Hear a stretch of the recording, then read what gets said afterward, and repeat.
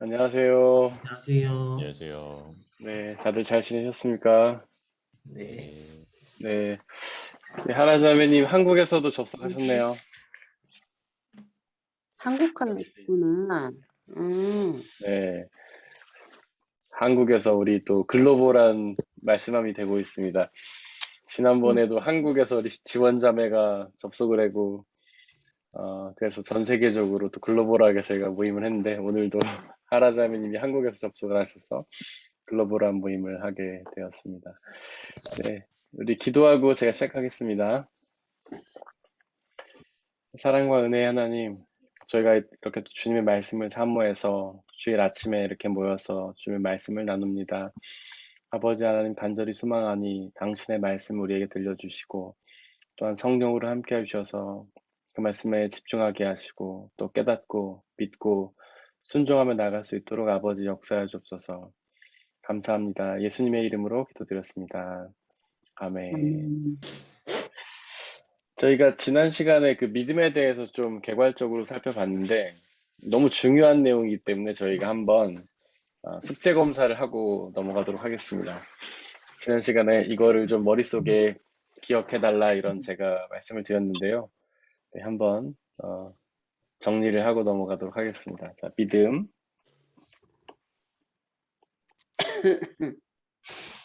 믿음은 크게 세 가지로 구분할 수 있다고 말씀을 드렸는데요.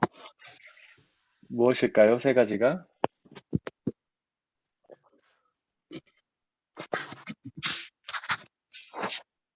인정, 인식, 고백. 네, 맞습니다. 인정, 인식, 고백. 하라자매님 100점입니다. 독일어로 하면은 안, 에어, 게농, 에어, 게농, 네, 겐트, 예스. 인정을 다른 말로 하면 뭐라고 말씀드렸죠?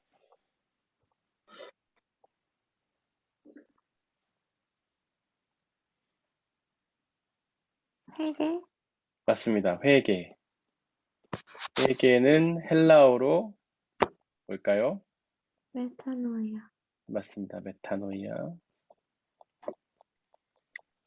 원래 이제 방향의 전환이란 뜻이죠. 방향의 전환. 핵심은 목사님, 방향의, 휘브리스는 뭐였어요? 휘브리스는 뭐였어요? 히브리스는 교만입니다. 아, 히브리스는 교만. 메타노이아의 핵심은 방향의 전환에 있다고 말씀드렸어요. 방향을 바꾸는 게 핵심이에요. 단순히 그냥 뉘우치는 게 아니라 마음으로 주님 잘못했습니다. 용서해 주세요. 이렇게 뉘우치는 게 핵심이 아니고 방향을 전환하는 게 핵심이라는 거 말씀드렸죠. 그러니까 죄를 향해서 하나님이 아닌 것들을 향해서 나가던 것들의 방향을 전환해서 우리가 하나님께로 나가는 것, 이게 핵심이라고 말씀드렸습니다. 그 핵심, 이 회개는 바로 인정과 같은 것이죠. 하나님을 인정하니까 그분의 살아계심을 인정하고 창조주 하나님의 심을 인정하고 구원자의 심을 인정하니까 우리의 삶을 이제 바꾸게 되는 것이죠.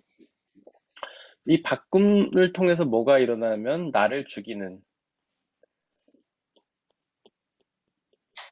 이 사건이 이제 일어나는 겁니다.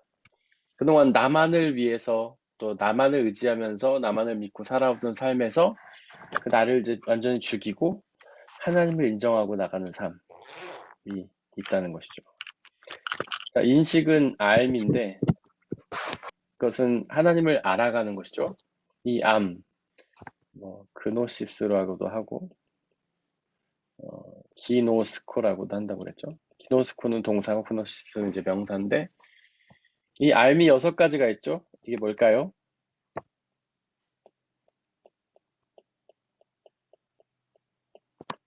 하나님을 안다는 것을 네. 다시 한번 말씀해 주세요. 배움, 이해, 발견, 경험, 순종. 1번이 네. 하나님을 대상이 하나님이라는 거죠. 배움, 이해, 발견, 경험, 순종. 네, 하나님을 안다는 것. 그러니까 우리가 하나님을 안다고 하면서도 어떤 성경 공부의 자리에 나와서 하나님을 또 예배의 자리에 나와서 하나님을 알려고 한다고 고백을 하지만 사실은 어떤 우리의 지식 안에 하나님을 가두는 경우가 너무 많다고 말씀드렸죠. 그래서 하나님을 알려고 하는 것이 굉장히 중요하다. 그것을 위해서 우리는 배워야 하고 그 말씀이나 이런 것들을 맥락이나 문맥에 따라서 이해를 해야 하고 그래서 우리가 알지 못한 하나님을 발견해야 되고 그 발견한 하나님을 우리의 삶 속에서 경험해야 되고 그리고 그 발견한 하나님의 뜻을 순종해야 되는 것 이것이 안다는 뜻이라고 말씀드렸습니다. 고백은 세 가지가 있는데 뭐가 있을까요?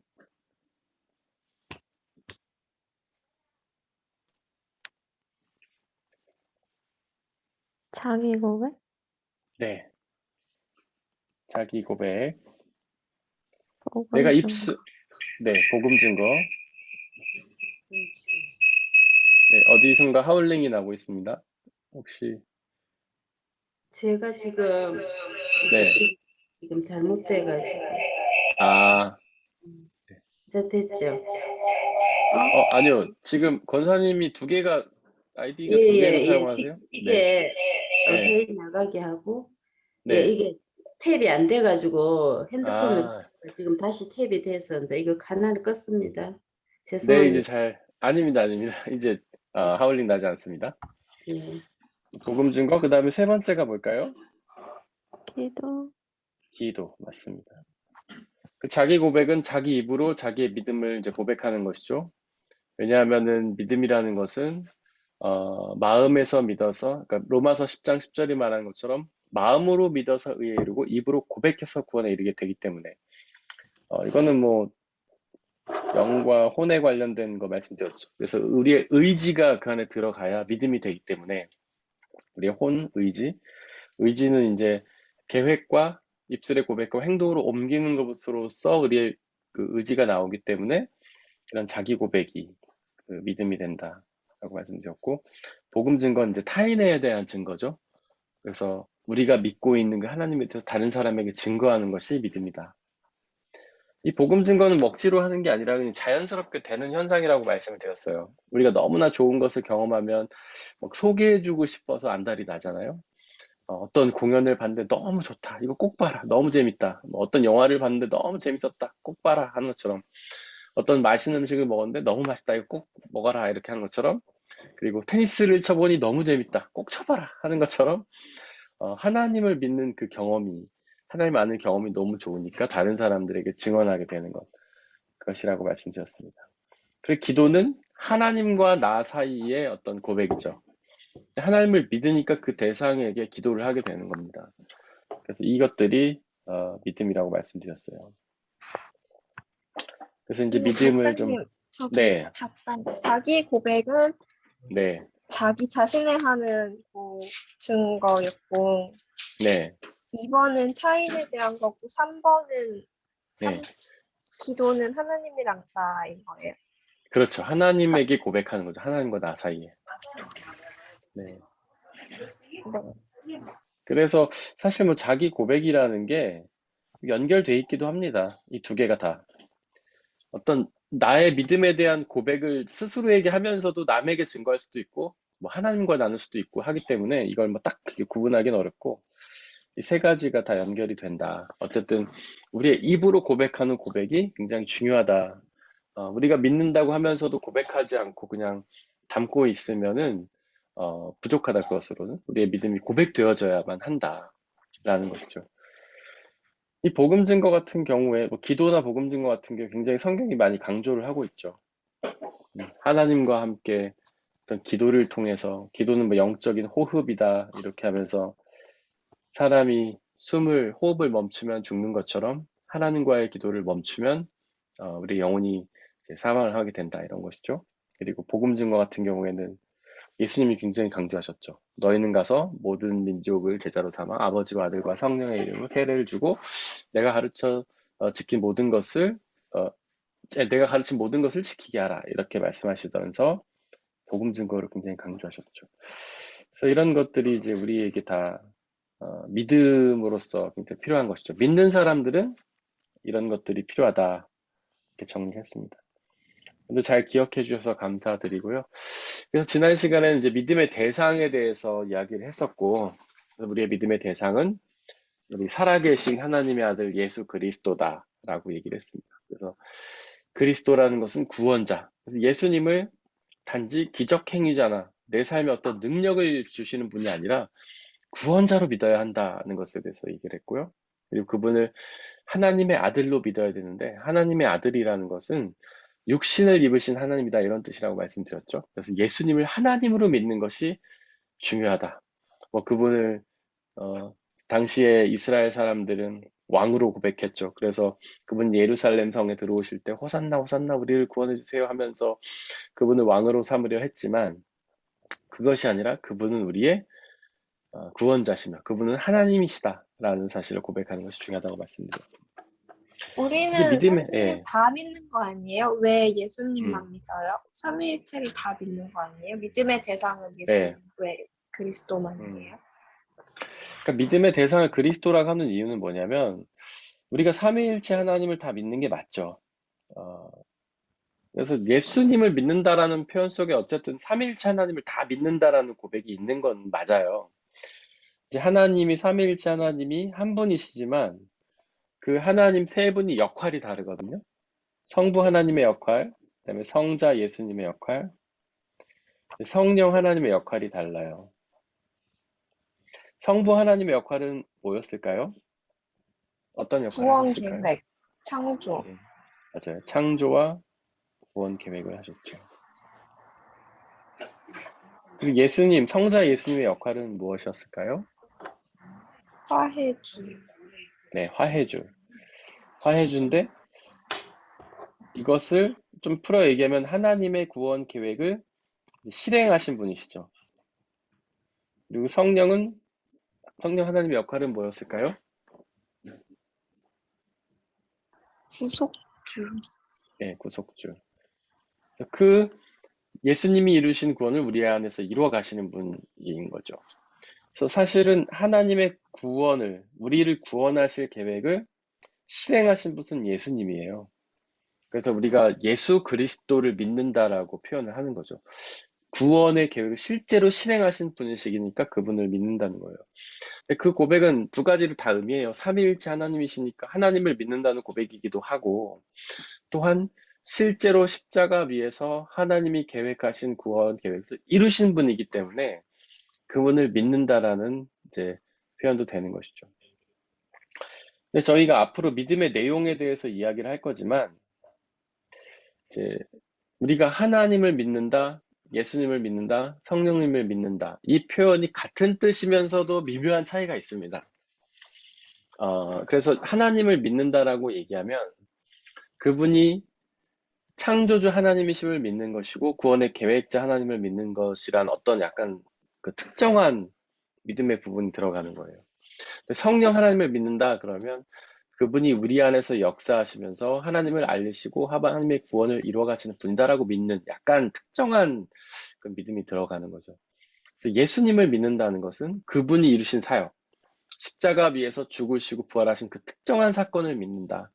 그래서 그분의 죽으심을 통해 우리의 죄가 사함을 받고 그분의 부활을 통해 우리가 영원한 생명을 얻는다. 이런 특정한 부분을 믿는다는 고백이기 때문에 우리는 그렇게 예수 그리스도를 믿는다라고 이제 표현을 하는 것이죠. 같은 뜻이면서 다른 뜻입니다.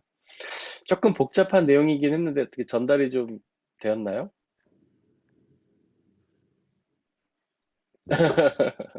네. 뭔가 하나님이 삼위일체니까 네. 하나를 믿으면 셋을 다 믿는 것까지는 네. 이해가 되는데 예수님이 이 세상에서 예수님을 믿는다고 하면 예수님 이 세상에서 했던 그 사역을 믿는 그 특정함이 추가된다는 거예요. 네, 비슷한 거예요. 그 양쪽 측면이 다 있다는 거죠. 한 예수님을 믿는다는 것은 하나님, 삼위일체 하나님을 다 믿는다는 뜻이기도 하고 예수님을 믿는다는 것은 그분의 특정한 십자가와 부활이라는 사역을 통해서 우리의 죄가 용서받고 구원을 얻었다는 사역을 믿는다는 거예요. 그래서 하나님을 믿는다라고 말하면 그분이 창조주이심을 믿는다라는 게 되는 거죠. 그래서 그분이 이 세상을 창조하시고 우리의 생명을 창조하신다라는 고백이 되는 거고, 예수님을 믿는다고 하면 우리의 죄를 사하기 위해서 십자가 죽으시고 우리에게 영원한 생명을 주시기 위해서 부활을 믿는다 이렇게 되는 것이고, 성령님을 믿는다라는 것은 우리 안에서 역사하시면서 하나님의 구원을 이룬다라는 특정한 사실이 되는 것이고, 그래서 양쪽 측면이 다 있다는 거예요. 자매님이 잘 이해를 하신 겁니다. 그래서 우리의 구원을 이루는 것은 뭐 세 분의 하나님이시기도 하지만 특별히 예수 그리스도의 그 사건, 그게 중요하기 때문에 우리가 예수 그리스도를 믿어서 구원을 얻는다라고 표현을 하는 것이죠. 네, 맞습니다. 그래서 이제 믿음의 대상에 대해서, 예수 그리스도라는 믿음의 대상에 대해서 저희가 이야기를 했다면, 지금은 믿음의 내용에 대해서 이야기를 하려고 합니다. 제가 지금 조금 이렇게 포괄적으로 좀 두리뭉실하게 설명을 하긴 했는데, 좀 더 세부 사항으로 들어가서 이야기를 해보도록 하겠습니다. 거기 보면 로마서 10장 9절 말씀 있죠? 함께 읽겠습니다. 시작. 입으로 예수는 주님이라고 고백하고 하나님께서 그를 죽은 사람 가운데서 살리신 것을 마음으로 믿는 사람은 구원을 얻을 것입니다. 로마서 10장 9절 말씀. 아멘. 우리가 이제 앞서서 이야기한 것처럼 로마서 10장 10절이 마음으로 믿어 의에 이르고 입으로 고백해서 구원 얻는다. 이거와 비슷한 말씀이 또 나와요. 입으로 주님이라 고백하고 마음으로 믿는 사람은 구원 얻을 것이다. 요거는 이제 순서가 조금 달라져 있긴 해요. 우리가 로마서 10장 10절은 마음으로 믿어서 의에 이른다. 여기서 의는 하나님의 의죠. 그러니까 우리가 원래 죄를 지어서 하나님의 의에 합당하지 못한 존재였지만 마음으로 믿으면 하나님의 의에 합당한 존재가 된다는 것이고, 입으로 고백해서 구원에 이른다 이렇게 돼 있는데, 여기는 이제 입으로 예수님을 고백하고 마음으로 믿는 사람은 구원 얻을 것이다 이렇게 돼 있어요. 근데 순서상으로는 차이는 없습니다. 왜냐하면 입으로 고백하기 위해선 마음으로 믿어야 되고, 마음으로 믿으면 입으로 고백하게 되는 것이기 때문에 서로 이제 이렇게 서로 상호 연관이 돼 있는 거라 크게 뭐 순서적으로는 상관은 없습니다. 그래서 순서를 따지실 필요는 없을 것 같고, 중요한 것은 마음으로 믿는 것과 입으로 고백하는 것이 중요하다. 왜냐하면 마음으로 믿는 것은 우리의 영에 관련된 것이고, 입으로 고백해야지만 우리의 의지, 혼이 작동을 하는 것이기 때문에 마음으로 믿는 것과 입으로 고백하는 것은 굉장히 중요하다. 그래서 사실은 우리는 마음으로 믿는 것을 굉장히 강조하고, 어떤 의지적인 행동, 뭐 고백이라든가 이런 것은 굉장히 이제 별로 크게 중점을 두지 않고 지내왔잖아요. 그래서 마음으로 믿으면 되지라는 것에 굉장히 강조를 했고, 고백하는 일에 대해서는 이제 소홀히 했죠. 뭔가 기도를 통한 고백이라든가 전도라든가 자기 고백 이런 것들은 그냥 해도 되고 안 해도 되는 것 쪽으로 생각을 했어요. 그래서 시간 나면 하고 아님 말고 이런 식으로 생각을 했어요. 그러나 굉장히 중요하다. 두 개는 다. 마음으로 믿는 것과 입으로 고백하는 것은 동일한 사건인 것처럼 중요하다. 그래서 이제 믿음의 내용에 대해서 이야기를 해보면, 첫 번째 내용은 십자가의 죽음입니다. 로마서 10장 9절이 그렇게 말했죠. 입으로 예수는 주님이라고 고백하고 하나님께서 그를 죽은 사람 가운데 살리신 것, 그러니까 죽은 사람 가운데 이것이 믿음의 대상인 거예요. 십자가의 죽음. 왜 우리는 십자가의 죽음을 믿어야 할까요? 그 죽음을 통해서 이루신 것이 무엇입니까? 구원. 예, 우리 하나자매님 구원이라고 얘기하셨고, 우리 예찬영님 뭐라고 얘기를 하셨는데 마이크가 꺼져 있었습니다. 저도 구원이라고 네, 말했습니다. 구원. 좋습니다. 구원은 근데 조금 더 약간 포괄적인 거예요. 죄사함. 맞아요. 죄사함이라고 말하는 게 조금 더 정확한 표현입니다. 구원이라는 것은 이게 이제 소테리아라는 말이에요. 독일어로는 레텐이죠. 하자매님 그 레텐이라는 단어의 원어적 의미를 혹시 아십니까? 레텐? 살려내는 것보다는 조금 네, 네. 끌어내는 건가? 맞아요, 맞아요. 끌어내는 거, 건져낸다는 뜻이죠. 소테리아도 같은 뜻이에요. 어딘가 빠져 있는데 꺼내는 거예요. 네. 하수구에 빠졌는데 꺼내는 겁니다. 뭐 그런 일은 별로 없겠지만 우리가 길을 가다가 하수구 뚜껑이 열려 있는 걸 모르고 빠졌다고 생각해 보세요. 거기서 꺼내는 게 구원이란 뜻이에요. 그래서 구원의 이제 전제는 어딘가 빠져 있다는 게 전제죠. 그럼 우리는 어디에 빠져 있습니까? 교만, 휘브리스. 그래요. 교만, 히브리스. 다른 말로 하면 이걸 뭐죠? 이게 뭔가요? 다른 말로 하면? 나를 사랑하는 거? 나를 사랑하는 건데, 교만을 나를 사랑하는 것이라고 할 수 있겠죠? 근데 성경에서는 이 교만이라는 단어를 주로 다르게 표현을 하잖아요. 네. 제 질문이에요. 네, 맞아요. 우리 문집사님 얘기하신 것처럼. 죄예요, 죄. 죄가 곧 교만이죠. 교만이 곧 죄고. 죄의 정의는 하나님을 믿지 않는 것인데, 하나님을 믿지 않는 사람들은 다 자기 자신을 믿는 것이죠. 다른 말로 해서, 하나님을 믿지 않는 이유는 자기 자신을 믿기 때문인 거예요. 자기 자신을 믿을 때, 자기 자신이 믿음만 할 때, 사람들은 하나님 잘 믿지 않습니다. 내가 지식이 있고, 능력이 있고, 뭐 권력이 있고, 내 힘으로 다 해결할 수 있으면 사람들은 하나님을 믿지 않아요. 자기 자신을 믿습니다. 뭐 내가 다 해결할 수 있는데 뭐 하나님을 믿겠습니까? 그러니까 교만한 사람들도 교회는 다닐 수 있어요. 하나님을 믿는 것처럼 액션은 취할 수 있습니다. 예배도 드릴 수 있고 다 할 수 있어요. 그러나 실제로 마음속 깊이 하나님을 의지하지는 않는다는 것이죠. 어디서 그걸 알 수 있냐? 우리가 어려움을 당해보면 알아요. 힘든 일을 당했을 때, 고난을 당했을 때 우리가 어떤 액션을 취하는가를 보면 알 수 있어요. 고난을 당했을 때 바로 기도 자리에 나가서 하나님께 기도한다. 그러면 믿음의 사람인 거죠. 근데 그때 바로 우리의 통장의 잔고를 확인하고 우리의 인맥을 확인하고 세상적인 방법을 동원해서 해결하려 한다. 이러면 자기 자신을 아직 믿고 있다는 거예요. 어쨌든 교만이 곧 죄입니다. 휘브리스는 곧 하마르티아예요. 죄는 하마르티아거든요. 교만은 휘브리스. 히브리스의 말은요, 자기를 높인다는 뜻이 아니에요. 자기를 중심에 둔다는 뜻입니다. 자기를 높인다는 뜻이 아니라 자기를 중심에 둔다는 뜻이에요. 우리는 교만한 사람 흔히 떠올리면, 잘난 척하는 애, 뭐, 입만 떠벌리면 자기 자랑하는 애, 이렇게 생각하죠. 그게 아니에요. 자기 중심으로 생각하는 사람이 교만한 사람이에요. 세상의 주인공이 나야. 내 삶을 내 맘대로 사는 것이죠.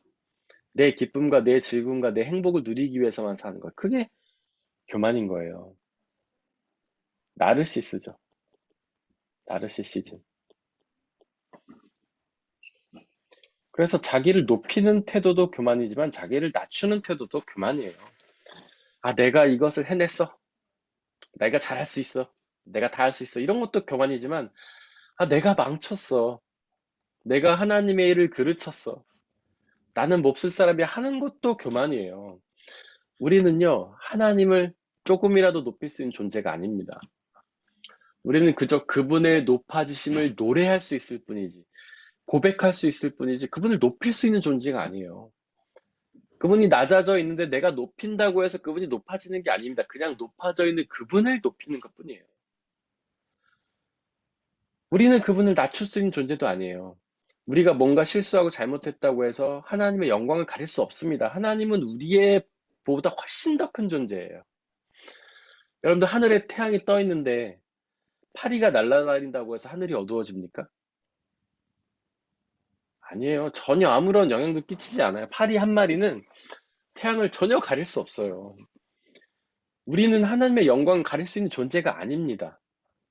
우리가 아무리 잘못하고 나쁜 짓을 하고 해도 하나님의 영광을 조금이라도 가릴 수 없어요. 뭐 유명한 목사님, 훌륭한 목사님이 어떤 범죄를 저질렀다고 해서 하나님의 영광이 가려지는 게 아닙니다. 우리는 하늘에 파리 같은 존재예요. 파리도 아니죠. 하루살이 같은 존재죠. 그래서 어쨌든 내가 주어가 되는 것은 교만이에요. 아, 내가 하나님을 높여드려야지. 이것도 교만이고. 내가 하나님께 민폐를 끼쳤다. 이것도 교만이라는 거죠.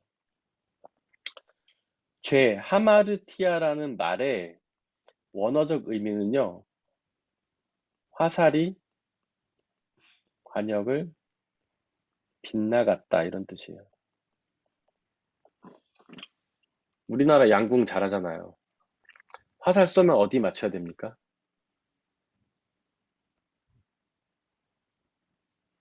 관역 맞춰야죠. 특별히 10점을 맞춰야죠. 거기 못 맞추면 전 국민이 안타까워하잖아요. 그 못 맞춘 게 바로 하마르티아라는 거예요. 죄는요, 관역을 벗어난 거예요. 그러니까 죄는 도덕적인 잘못, 윤리적인 잘못을 의미하는 말이 아니고 관역이 벗어난 거예요. 뭐냐면 우리의 삶의 방향이 잘못됐다는 거예요. 원래 화살이 관역을 향해 나가야 되는데 10점을 맞춰야 되는데 다른 곳으로 쏴지고 있는 게 바로 하마르티아 죄예요. 우리의 삶은 하나님을 향해 나가야 되는데 하나님이 아닌 다른 곳으로 나가고 있는 게 바로 죄라는 것이죠. 왜 죄를 짓냐? 교만하기 때문이에요. 내 생각이 너무나 확실하고 나를 너무 신뢰하기 때문에 내 중심적으로 살아가기 때문에 나를 위해 나아가면서 하나님이 아닌 곳으로 나아가는 것이죠. 구원은 바로 이 죄에서 건져내는 상태를 의미합니다. 그런데 모든 것의 죄에는 죄책이라는 게 있어요. 죄에는 죄의 책이라는 게 있습니다. 죄책은 죄에 대한 책임을 져야 된다는 거예요. 그렇잖아요. 세상에서도 죄를 지으면 대가를 치러야지 않습니까? 아, 잘못해 미안해 그러고 끝나면 안 되잖아요. 누군가에게 잘못했으면 그 합당한 대가를 치러야 되잖아요. 누군가에게 잘못해서 그 사람의 재산상의 손해를 입히면 재산을 갚아줘야 되잖아요. 그게 죄의 책이죠. 우리가 하나님께 지은 죄에 대한 죄책이 있어요. 이게 뭘까요? 죄책?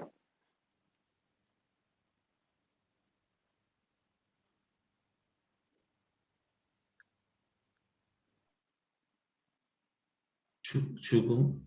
맞아요. 죽음이죠. 죄의 삭슨 사망이요. 로마서가 말하고 있죠. 죄의 책은 죽음이에요. 원래 죽어요.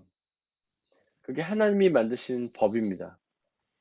그래서 원래 우리가 지은 죄의 대가를 우리가 죽어야 하지만 우리 대신 죽은 존재가 있죠. 구약에서는 희생 제물이 죽었죠. 그리고 신약에서는 완벽한 희생 제물이신 예수 그리스도가 죽으셨습니다.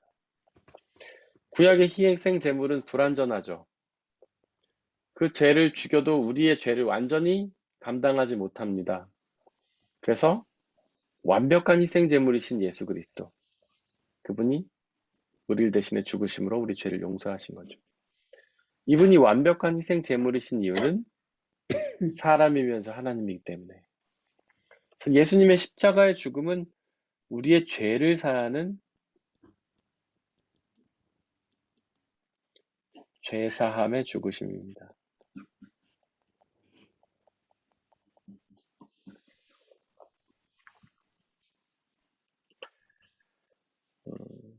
이 예수님의 죄사함의 죽으심은 완벽해요. 아까 우리가 예수님을 완벽한 희생 제물이다 이렇게 말씀드렸죠. 히브리서가 말하고 있는 바입니다.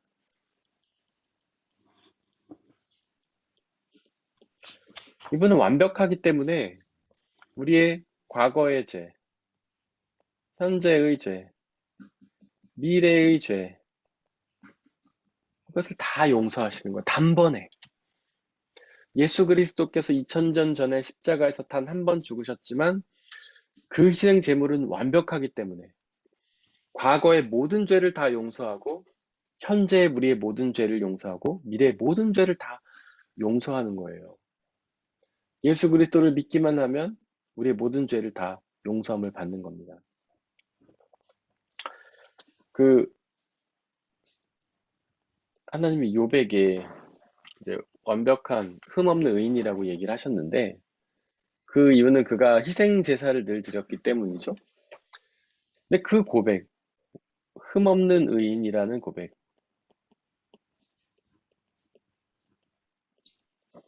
욥이 흠없는 의인이라는 고백은 그것은 영원한 선포예요. 만약에 욥이 잘못을 했다고 해도 그것은 완벽한 이제 고백이 되는 것이죠. 왜냐하면 하나님의 죄사함은 과거와 현재, 미래를 다 커버하기 때문에.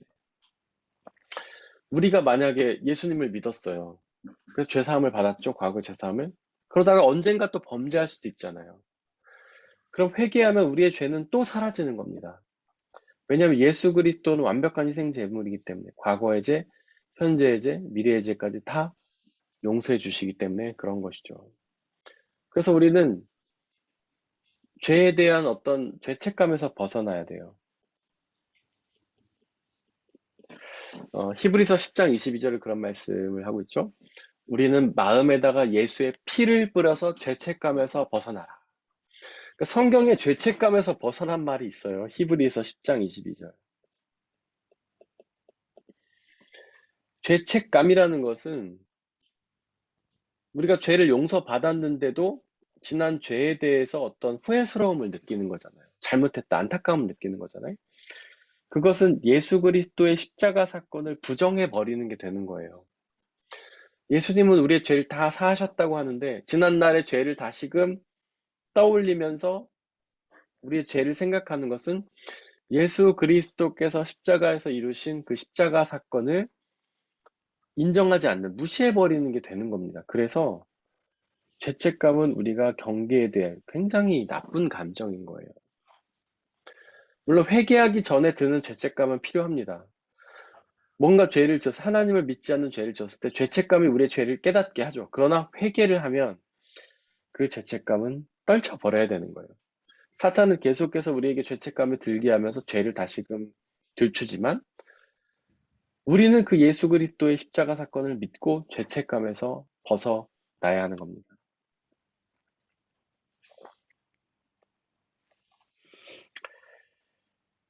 그 예수 그리스도께서 십자가 위에서 자신을 죽임으로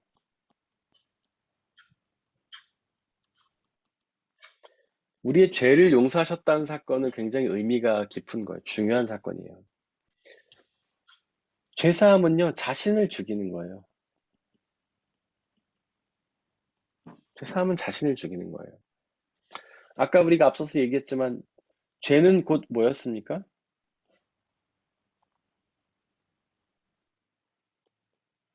교만이죠. 죄는 곧 나를 내세우는 상태잖아요. 내가 중심이 되는 상태. 그러니까 죄를 사함을 받는다는 것은 죄의 근원인 나를 죽이는 게 되는 거예요.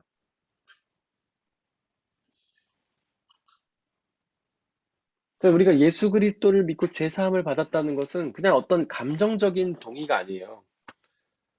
예수 그리스도를 믿고 죄 사함을 받는다는 것은 예수님이 십자가 위에서 자기 자신을 죽인 것을 믿고 나도 그렇게 나 자신을 죽이고 교만한 죄의 근원인 나 자신을 죽인다는 고백이 바로 십자가의 죽음을 의미하는 바입니다. 그래서 나는 십자가를 믿어, 예수님 내 자신을 믿어, 그러고 끝나는 게 아니고 나의 자아를 죽여가는 과정이 바로 회개의 과정인 거예요. 나의 생각, 하나님의 생각을 앞서는 생각을 죽이고 하나님을 판단하는 나 자신을 죽이고 이 세상에 얼마나 많은 사람들이 자기 자신의 생각에 사로잡혀 살아갑니까? 하나님은 이런 분이실 거야. 일단 믿지 않는 사람들은 하나님이 없다고 생각하죠. 나의 이성과 논리에 이해가 안 돼. 그러니까 하나님은 없어. 자기 자신을 하나님보다 앞세우는 행동이죠. 믿는 사람들 가운데도 그런 사람들이 있어요. 내 생각과 달라. 이 하나님은 아닐 거야. 나는 이렇게 생각해. 나는 이성적이고 논리적인 하나님. 근데 하나님은 그러지 않으시네? 하나님은 내 삶을 이렇게 인도해 주실 거야. 이번에 성공시켜 주시고 합격시켜 주시고 어느 회사에 취직시켜 주시고 이렇게 쭉 계획을 그려놓고 거기에 맞으면 하나님이 계시고 아니다. 그러면 하나님이 없다라고 생각하는 것. 이게 죄라는 것이죠. 그것을 바로 내려놓는, 그 나의 자아를 죽이는 것이, 그것이 죄사함을 받는 거예요. 십자가에서 예수님을 죽이는 것. 예수님이 자신을 죽인 것처럼 우리 자신을 죽이는 것이 바로 회개인 겁니다. 그것이 죄사함을 받는다는 뜻이에요. 우리 자신을 돌아보고 여전히 나의 자아가 살아있다면 우리는 아직 예수님을 온전히 믿지 못하고 있는 겁니다. 그분이 십자가에서 죽으신 사건을 온전히 믿지 못하고 있는 거예요. 많은 사람이 예수님을 믿는다고 하면서 그분의 기적적인 능력, 말씀을 믿어요. 그것도 필요하죠. 그러나 핵심은 십자가의 죽으심과 부활인데, 십자가의 죽으심을 믿는다는 것은 곧 나 자신을 죽이는 거거든요. 나 자신을 내려놓는 행위. 이게 꼭 필요하다는 것이죠.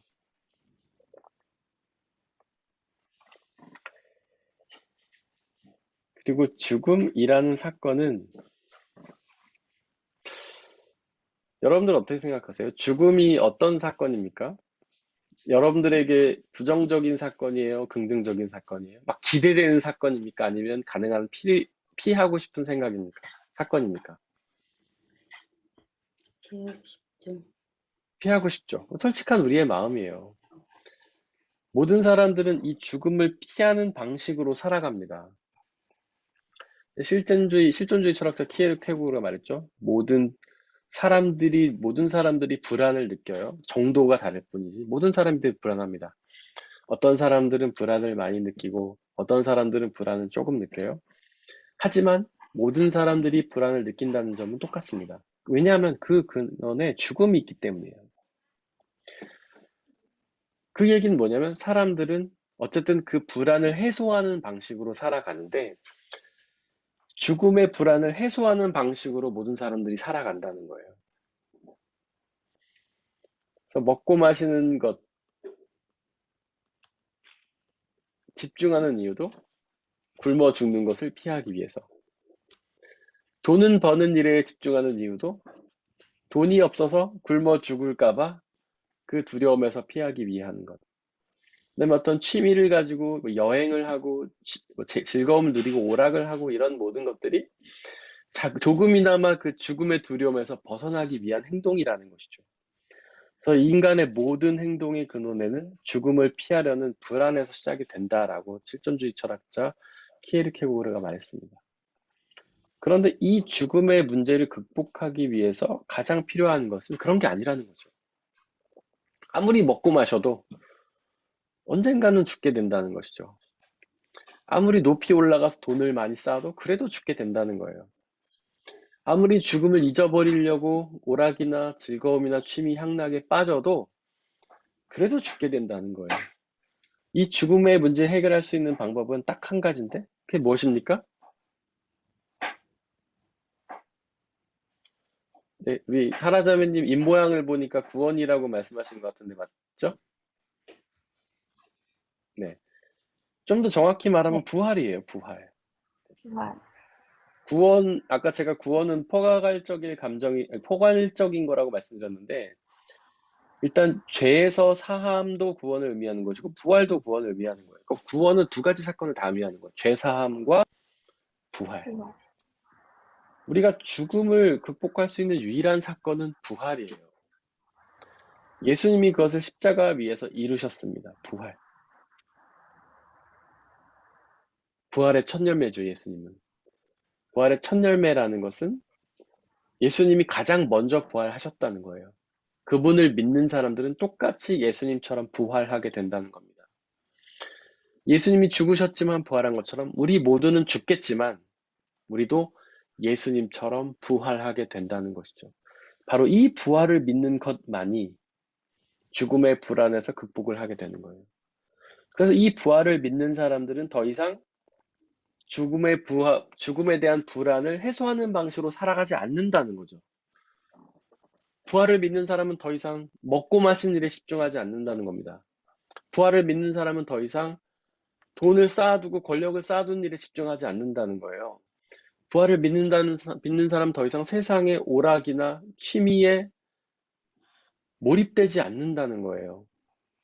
왜냐하면 그 모든 행동에, 우리가 하는 모든 세상적인 행동의 근원인 죽음의 부활을, 죽음의 불안을 부활이 극복했기 때문에.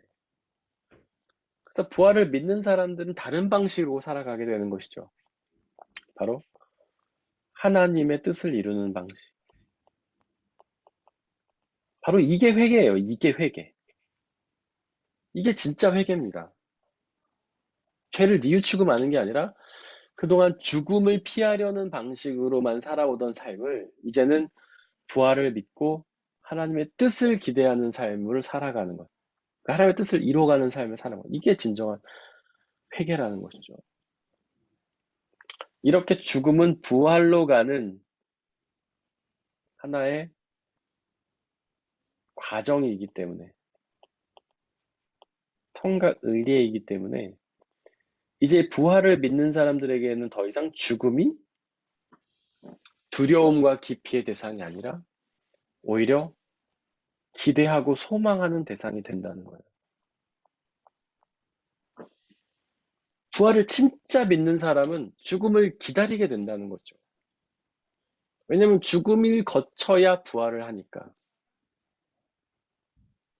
그래서 라틴어 중에 그런 말이 있죠.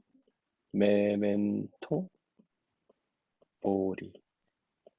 이게 무슨 뜻입니까? 우리 라틴어 공부하신 하라자매님? 죽음을 기억. 죽음을 기억하라잖아요. 이게 이제 죽음이죠. 모리가. 메멘토는 기억하라. 죽음을 기억하라. 이게 우리 신앙인들의 하나의 모토가 돼야 되는 거예요. 우리는 죽음을 기억하는 사람들입니다. 죽음을 기억하고 준비하며 기대하는 사람들이죠. 죽음은 더 이상 우리에게 두려움의 대상, 기피의 대상이 아니라 오히려 기대해야 될 대상이죠. 죽음을 준비하고 기억하며 사는 사람의 삶은 바뀔 수밖에 없습니다. 그 다음에 이제 마틴 루터가 그런 말 했죠. 제가 여러 번 말씀을 드렸는데 마틴 루터 화이팅이요. 네 맞아 호이템이요. 뭐겐디요. 뭐겐디요. 아이슬레벤 가보신 분 계세요? 아이슬레벤. 독일의 도시 아이슬레벤.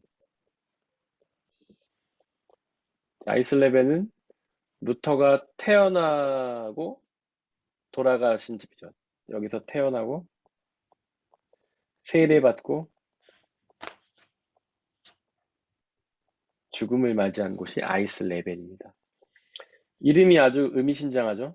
아이슬레벤. 생명이 어는 곳입니다. 여기서 루터는 생명을 얻었죠. 태어났죠. 근데 결국 죽었어요. 그 생명이 얼어버렸죠. 그 동네에 가면 루터가 태어난 집, 게부어츠 하우스랑 타우페 킬셰, 세례를 받은 교회, 그리고 슈테프 하우스, 죽은 집이 3개가 되게 가까이 있어요. 뭐 걸어서 뭐 몇 분 안 걸려요. 끝에 붙어 있어요. 그러니까 가볼 수 있는데 그 죽음을 맞이한 집, 슈테프 하우스에 가면 이 문구가 굉장히 크게 써 있어요. 이렇게 머리에. 예, 루터의 유언이라고 합니다. 호이템이여 모겐디오. 오늘은 나에게 죽음이 오지만 내일은 너에게 죽음이 갈 것이다. 어떻게 들으면 마치 저주 같죠?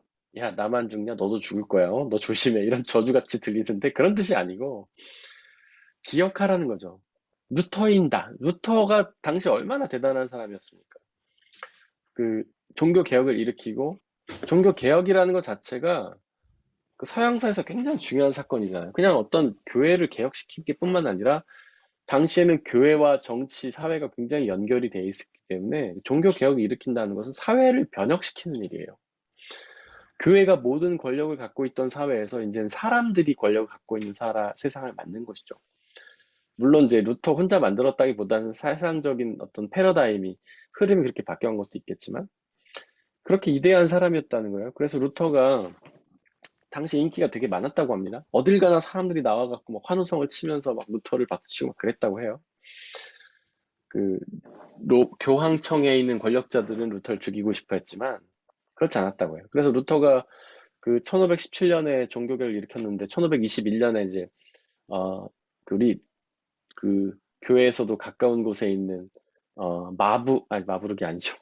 보름스에 그 재판을 받으러 오지 않습니까? 교황 앞에 서서 황제 앞에 서서 재판을 받으러 오는데 그때 사람들이 우리 생각에는 그 종교개혁을 일으켜갖고 황제한테 미움을 받았으니까 사람들이 막 비난하고 야유를 했을 거라고 생각하는데 그렇지 않다고요. 동네 모든 사람들이 나와갖고 그를 향해서 막 박수를 치면서 꽃가루를 뿌리고 그렇게 환영을 했다고 해요.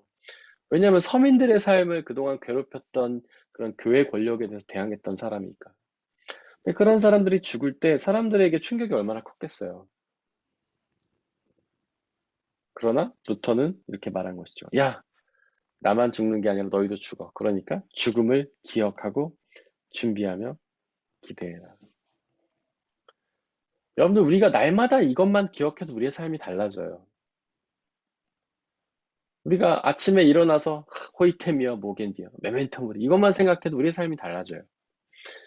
우리의 삶은 마치 이 세상을 영원히 살 것처럼 막 살아가죠. 이 세상에서 많이 모으고 높이 올라가야 되고 쌓아야 되고 지금 이미 30, 40대 나이에 막 노후를 대비하고 막 재테크를 막 하고 뭐 그게 나쁘다는 게 아니라 그게 너무 몰입돼 있다는 거죠.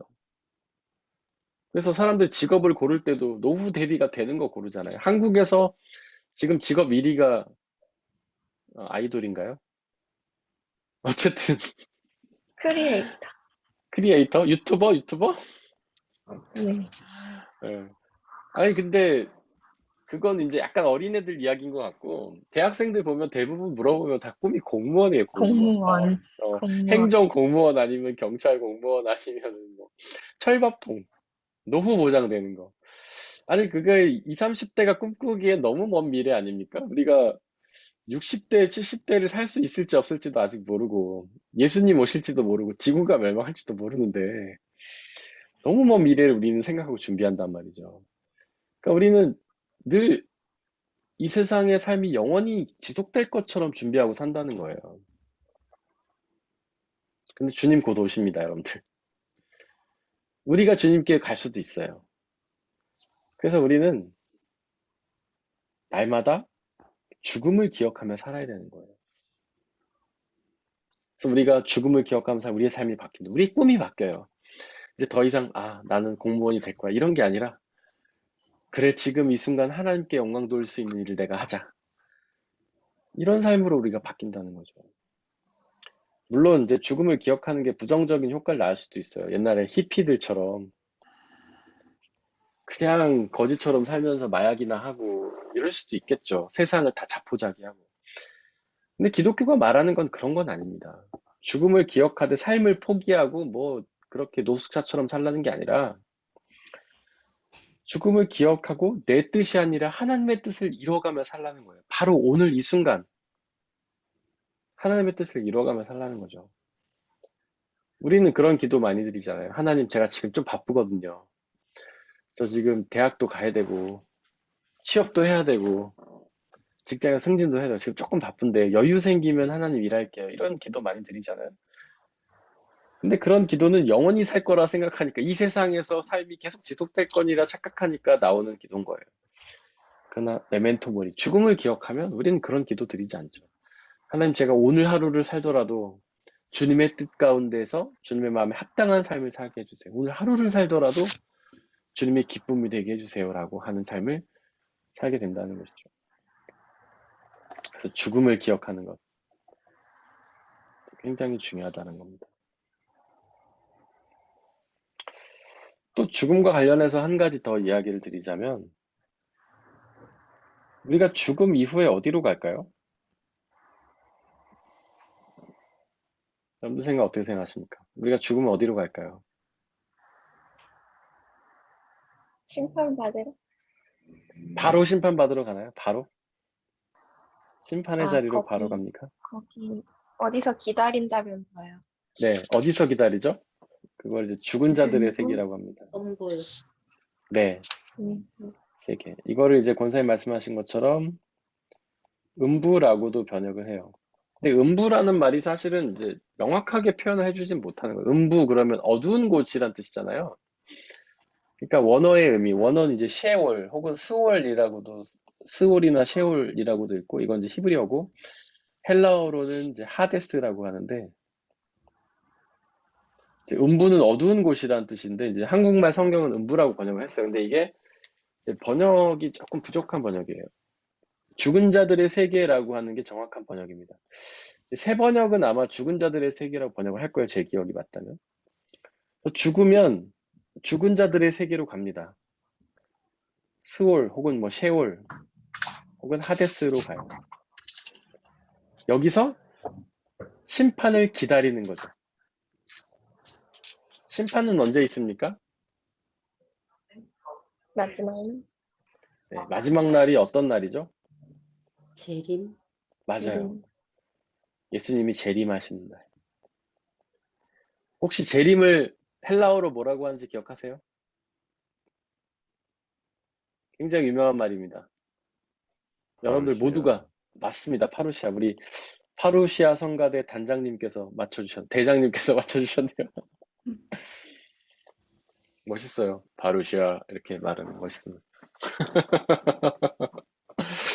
제가 파루시아 이렇게 말하면 좀 격이 떨어질 것 같은데 파루시아 이렇게 하니까 뭔가 훨씬 더 다가옵니다. 파루시아가 재림이란 뜻이죠. 이 재림의 날에 이제 심판이 있고 심판에서 우리는 운명이 결정됩니다. 하나님 나라 갈 사람과 지옥으로 떨어질 사람. 이 지옥을 헬라어로 게헨나라고 표현해요. 근데 이 지옥이라는 말에는 히브리어로는 없습니다, 여러분들. 신기한 사건이죠. 구약에는 지옥이란 말이 안 나와요. 하데스만 나옵니다. 스올만 나옵니다. 스올. 음부의 죽은 자들의 세계라고만 나와요. 그 이유를 추정을 해보자면 아마 예수 그리스도가 오시지 않았기 때문에 심판 이후에 대해서 설명하지 않는 것이 아닐까 이렇게 추측이 가능하죠. 구약에는 부활이란 말도 안 나옵니다. 그 이유는 부활이 없기 때문이 아니라 아직 예수 그리스도께서 오시지 않았기 때문에 죽음 이후의 삶에 대해서 말하지 않는 것이죠. 그래서 죽음 이후의 삶에서는 구약에서는 죽음 이후의 삶을 말하지 않기 때문에 어떤 지옥이라든지 벌에 대해서 말하지 않는 거예요. 다른 사건입니다. 그런데 여러분들 이게 얼마나 기다릴까요, 우리가? 죽어서 이 죽은 자들의 세계에서 심판까지 얼마나 기다릴까요? 아무도 몰라요. 아무도 모르죠. 그런데 중요한 거는 우리가 이 세상의 시간과 죽음 이후의 시간은 다르다는 거예요. 그죠? 이 세상에서 우리가 경험한 시간을 뜻하는 이제 헬라어가 두 가지가 있어요. 이 세상에서 우리가 경험한 시간을 뭐라고 하죠? 크로노스. 맞아요. 크로노스. 연대기적 시간. 흐르는 시간. 역사의 시간. 우리가 태어나서 엄마 젖을 빨다가 키와 지게가 자라서 유치원에 가고 초등학생이 되고 대학생이 되고 취직을 하고 이렇게 성장하는 시간. 이거는 크로노스의 시간, 연대기적 시간인데 이게 이제 사람의 시간이에요. 이 세상의 시간이고 하나님의 시간은 다른 시간이죠. 어떤 시간이라고 부릅니까? 우리가 이거를? 카이로스. 맞아요. 카이로스. 이거는 수직적 시간이에요. 흐르는 시간이 아니라 절대적 시간이죠. 언제나 존재하는 시간. 우리가 이걸 영원성이라고도 표현합니다. 영원. 하나님의 영원. 하나님의 영원의 특징이 두 가지가 있죠. 뭡니까?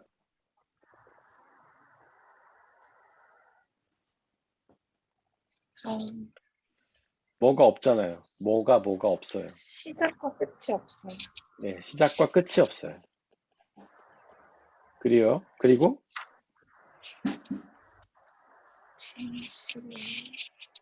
하나님의 영원은 시간과 공간의 제약이 없어. 네, 시간과 공간의 제약이 없다. 그러니까 언제나 존재한다는 거죠. 언제나 존재. 그래서 하나님의 영원성은 시작과 끝이 없어요. 우리의 인간은 시작과 끝이 있죠. 태어남과 죽음 있죠. 근데 하나님은 시작과 끝이 없습니다. 그래서 태초에 하나님이 천지를 창조하셨다. 태초, 시작, 온 우주의 시작. 그 전에 이미 하나님이 계시면서 우주를 시작하신 것이죠. 그리고 끝 이후에도 존재하시면서 하나님 나라를 이루어가십니다. 그 다음에 언제나 존재해요. 이것을 하나님이 알파와 오메가라고 하셨죠. 알파와 오메가. 그 이야기는 뭐냐면 알파에도 계시고 오메가에도 계신다는 거예요. 시작에도 계시고 끝에도 계신다. 하나님은 언제나 계시는 거예요. 하나님 지금 현재 우리와 함께 계시기도 하고 태초에도 여전히 계시면서 창조의 과정에 함께 계시고 인류의 끝에도 계시면서 하나님 나라를 이루어 가시는 시간이죠.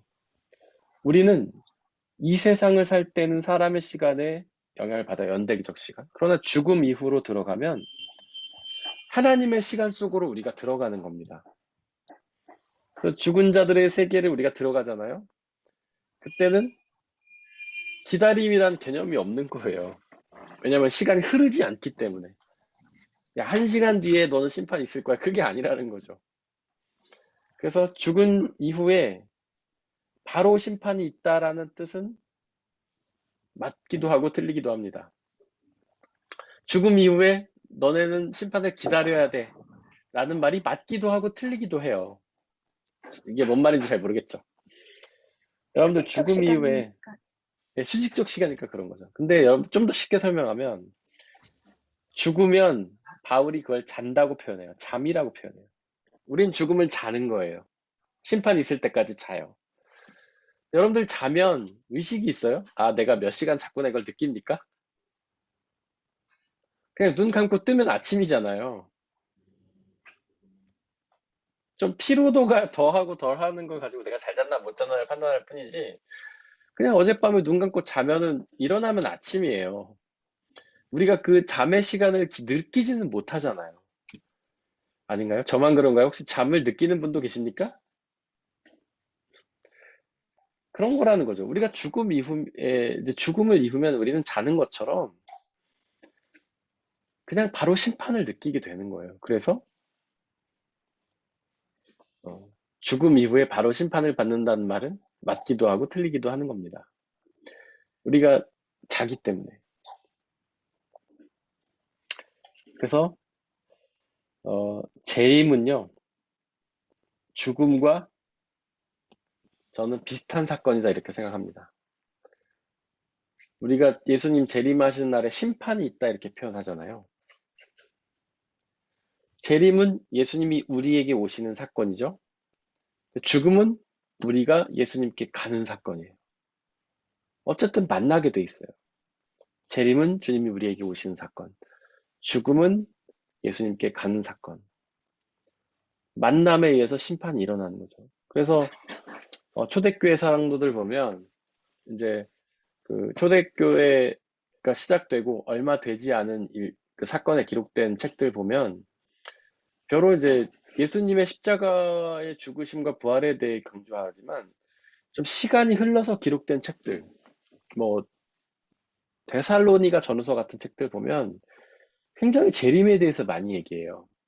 그 이유가 뭐냐면 예수님이 부활하시고 승천하시고 나서 얼마 안 됐을 때 초대교회 성도들은 그 재림을 믿고 기다렸던 거예요.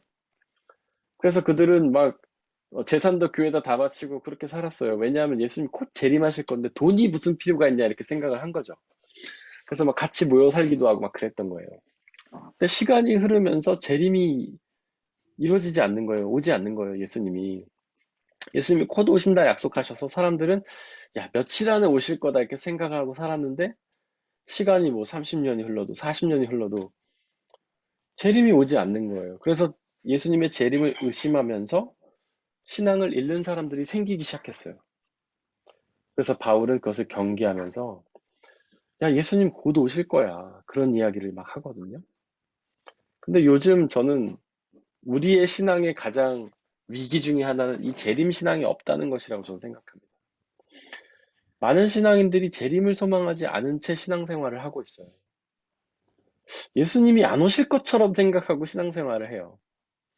그러니까 우리의 신앙이 굉장히 이 삶에 치중하는 거예요. 재림을 소망하면 재림 후에 있을 심판을 준비하고 하나님 나라를 준비하고 살 텐데 그 재림을 잘 기억하고 믿지 못하니까 그저 이 세상을 생각하며 신앙생활을 하는 거죠. 그래서 하나님한테 기도할 때도 이 세상에서 삶을 놓고 기도하는 거죠. 하나님, 제가 이 세상에서 성공하고 뭐 잘 먹고 잘 살게 해주세요. 자꾸 기도하게 되는 거예요. 그러나 재림을 기억하고 소망하는 사람들은 그 재림을 준비하게 해달라고, 하나님 나라를 준비해달라고 우리가 신앙생활을 하게 돼 있다는 거죠. 근데 여러분들, 재림인 기억하기 사실 쉽지는 않습니다. 너무 먼 일처럼 느껴지고 2000년 동안 안 오셨는데 앞으로도 안 오지 않으실까? 이렇게 생각하고 산다는 거예요. 그때는 어떻게 해야 되냐면 바로 죽음을 기억해야 된다는 거죠. 우리 재림과 죽음은 맞닿아 있는 사건이기 때문에.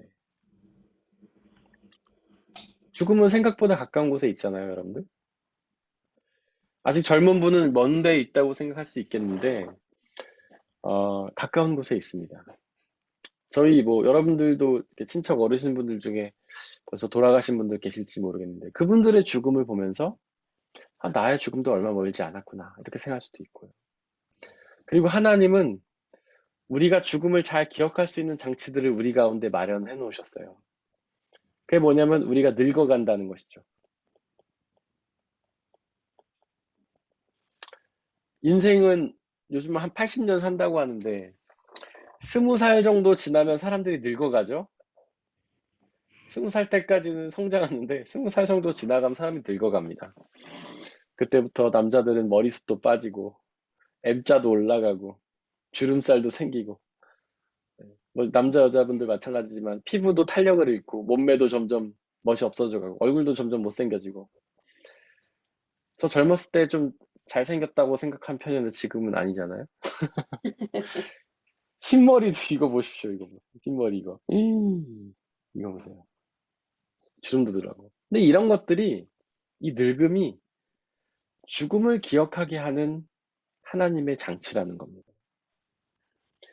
우리가 20살처럼 날마다 팔팔한 게 아니라 너네는 곧 죽어간다. 그러니까 죽음을 준비해라.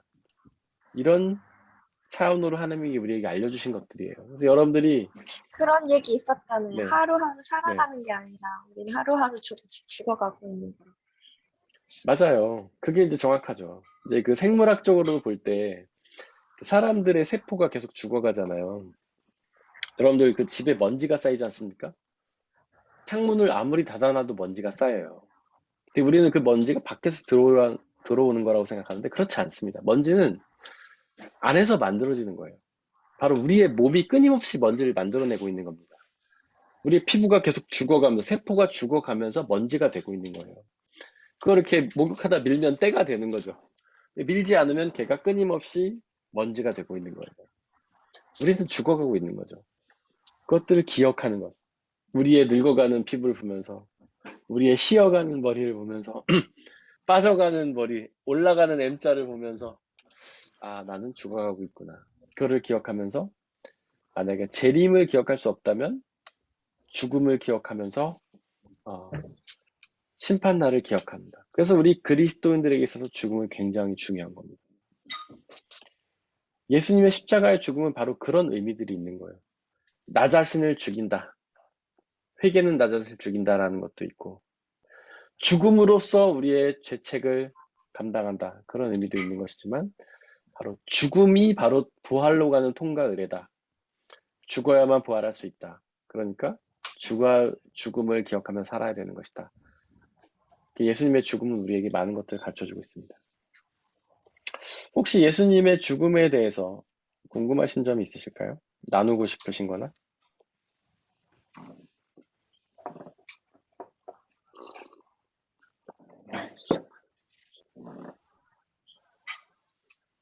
운전을 하면 네, 죽음의 기억을 더 잘하게 되는 것 같아요.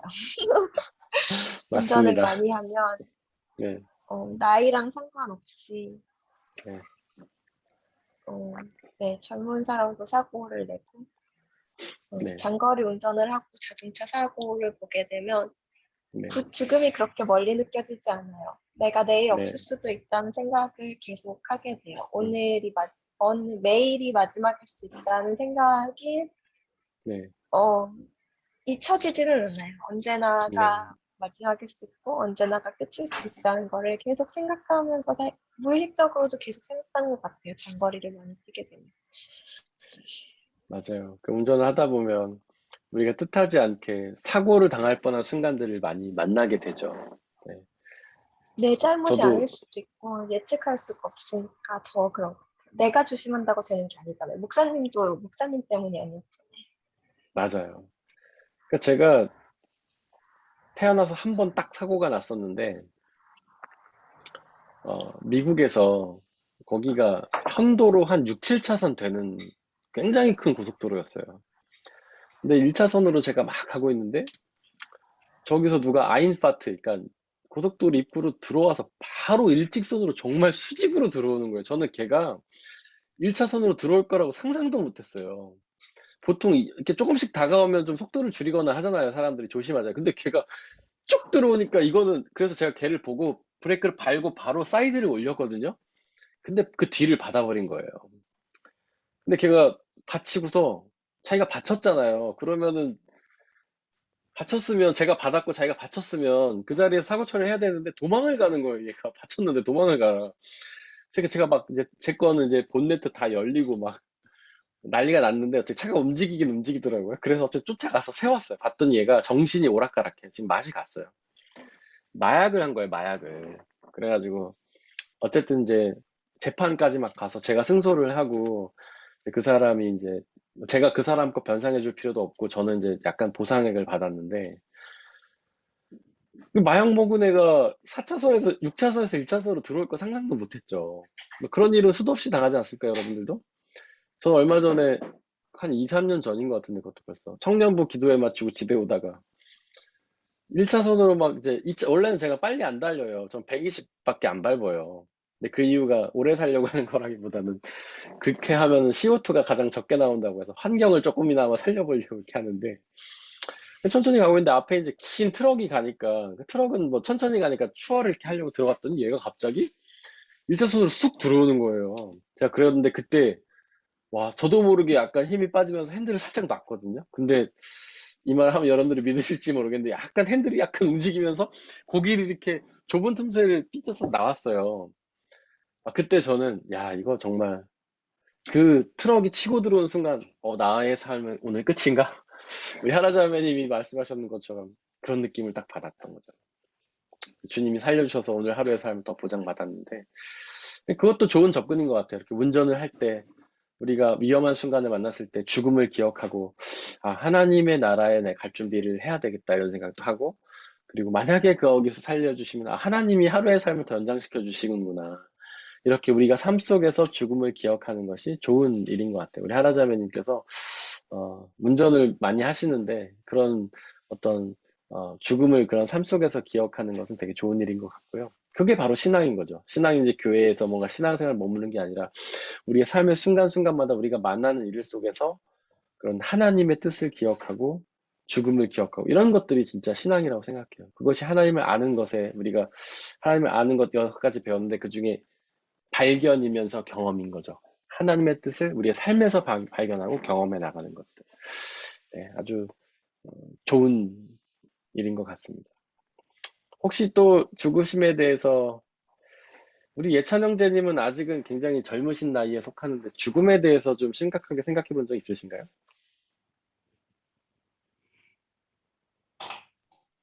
저는 네. 사실 장례식장도 2번밖에 안 가봐가지고, 그리고 저랑 막 엄청 가까이 있다는 사람이 네. 제가 나올 때 할머니 돌아가신 거 말고는 없어가지고, 네. 죽음에 대해서 막 그렇게 생각하는 편은 아닙니다. 네. 네. 약간 이제 젊으신 분들 특히 그렇죠. 그럴 수밖에 없죠. 그리고 현대인들이 더 그런 것 같아요. 현대인들의 삶의 방식이 제가 아까도 말했지만 키에르 케고르가 모든 사람들은 죽음의 공포를 벗어나려는 죽음의 불안을 떨쳐버리려는 방식으로 살아가기 때문에 바쁘게 살아가고 뭔가 바쁘게 하고 취미생활하고 뭐 이렇게 하는 것들이 결국 죽음의 공포를 잊게 하려는 방식이기 때문에 죽음을 기억하지 못한다는 것이죠. 근데 우리는 죽음을 오히려 대면하는 방식으로 살아가야 된다는 거예요. 죽음을 항상 기억하는 방식으로. 바쁜 삶을 살더라도 잠깐 시간을 띄워서 우리가 고독 속에서 하나님을 만나고, 그렇기 위해서는 우리는 일상이 어쨌든 바쁘기 때문에 하라자매님이 말씀하신 것처럼 삶 속에서 계속해서 하나님을 기억하고 죽음을 생각하는 것, 이런 것들이 우리에게 필요한 일인 것 같습니다. 목사님, 근데 죽음은 네, 그렇게 바쁘고 막 힘들 때는 네, 죽으면 쉴 수 있잖아요. 네. 아, 죽음, 그래서, 그렇게 네, 생각하면은 안 좋은 거예요. 뭔가 네, 사람들한테 치여도 그렇고 뭔가 네, 사는 게 너무 피곤하고 힘들면은 죽으면 더 네, 좋은 데 간다 그러니까 네. 좀, 네, 그렇게 생각하면 건강하지 않은 거예요. 어, 일단, 그거는 이제 건강하지 않다기보다는 어떤 고난이 주는 유익일 수도 있다는 생각이 들어요. 왜냐하면 우리가 고난을 당하면 그런 생각 하잖아요. 빨리 죽었으면 좋겠다. 더 좋다니까 네, 너무 지겹고 네, 피곤한데 네, 이걸 죽을 때까지 계속 해야 된다니까 네, 마라톤처럼 네, 더 좋은 데 가는데 네, 이런 거 없다는데 네. 죽음을 소망하는 거는 좋은 일이죠. 그런 힘든 일. 그렇다고 우리가 극단적인 선택을 해야겠다. 그렇게 따지면 이런 거는 아닌데 나쁜 건데, 이런 거는 잘못된 건데, 빨리 하나님 나라 가고 싶다라는 생각이 드는 거는, 그건 고난이 주는 유익이죠. 그 다음에 바쁜 일상이 주는 유익일 수 있어요. 그렇기 때문에 그렇게만 생각한다면, 그것은 신앙적인 유익이 될 수 있죠. 그런데 이제 요즘에 극단적인 선택을 하는 사람들의 어떤 계기를 보면, 그들이 이제 세상이 바쁘고 힘들어서 극단적인 선택을 한다기보다는 이제 삶에서 희망이 없는 사람들이 주로 그런 선택을 많이 한다고 하죠. 최근에 코로나 시대를 이제 맞으면서 한국에서 뉴스를 들었더니 자영업 한국의 자영업자들이 그렇게 극단적인 선택을 많이 한다고 해요. 그들이 이유가 뭐냐면 근데 희망이 그거는 없으니까. 네, 희망이 네, 없다기보다는 네, 책임 회피 이런 거 아니에요? 다들 가족을 두고 네, 접었잖아요. 나 어떡하라는 거예요? 네. 그러니까 책임 회피도 맞는데 그냥 단순히 회피가 아니라 그거를 자기가 감당할 수 있는 능력이 없으니까 이제 스스로 그렇게 결단을 하는 거죠. 그러니까 자기가 그걸 감당할 수 있다면, 예를 들어서 자영업을 하다가 빚을 산더미같이 떠안았어요. 근데 그거를 그거는 근데 예, 자신을 믿어서 그런 거 아니에요?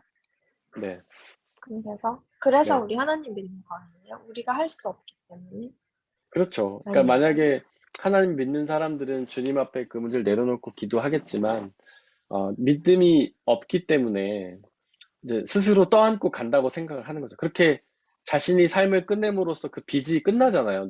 자식들에게 전가되지 않잖아요. 그래서 자기가, 그러니까 해결할 방법이 없다고 생각하니까 그 순간에 그냥 모든 걸 끝내는 방식으로 그런 선택을 하는 것이죠. 근데 그런 것들은, 죽음을 소망하는 방식과는 다른 겁니다. 그건 죽음을 소망하는 게 아니에요.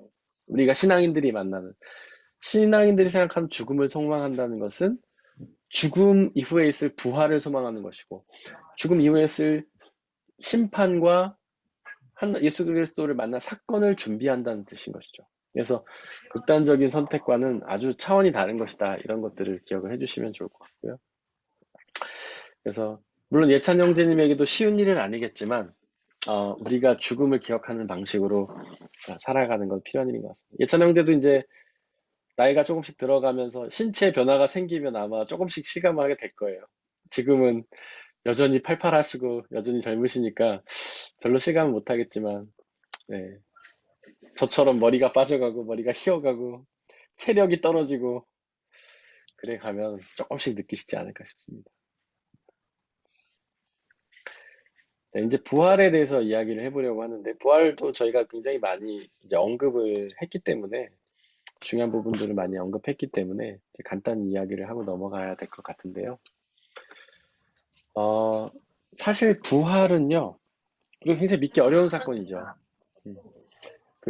제가 몇 년 전에 발표된 어떤 조사를 봤더니, 교회를 다니는 사람들 중에, 그러니까 비신앙인이 아닙니다. 신앙인들, 교회를 다니는 사람들 중에 부활을 믿는 사람들이 20%가 안 돼요. 10몇 프로밖에 안 됐습니다.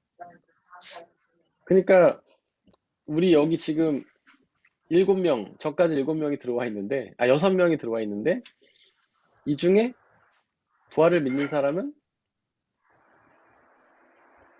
1명, 2명 정도 된다는 거죠. 물론 우리는 이제 말씀을 좀 더 사모하는 사람들이 모였기 때문에 더 많을 수도 있긴 한데, 비율적으로 보면 그렇다는 거예요. 우리가 한 예배당에서 예배를 드리지만 그 중에 부활을 믿는 사람들은 5%, 10%, 20%밖에 안 된다는 거죠. 그 이유는 뭐 그들을 탓하고 싶은 건 아니고 부활이 그만큼 믿기 어렵다는 겁니다. 그 이유는 부활이 유일회적 사건이기 때문에 그래요.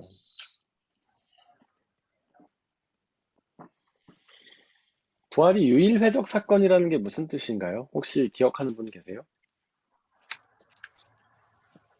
다 한 번밖에 일어났잖아요. 네, 맞아요. 반복될 수 없는. 부활이 유일회적 사건이라는 것은 핵심은 하라자매님이 말한 게 정확합니다.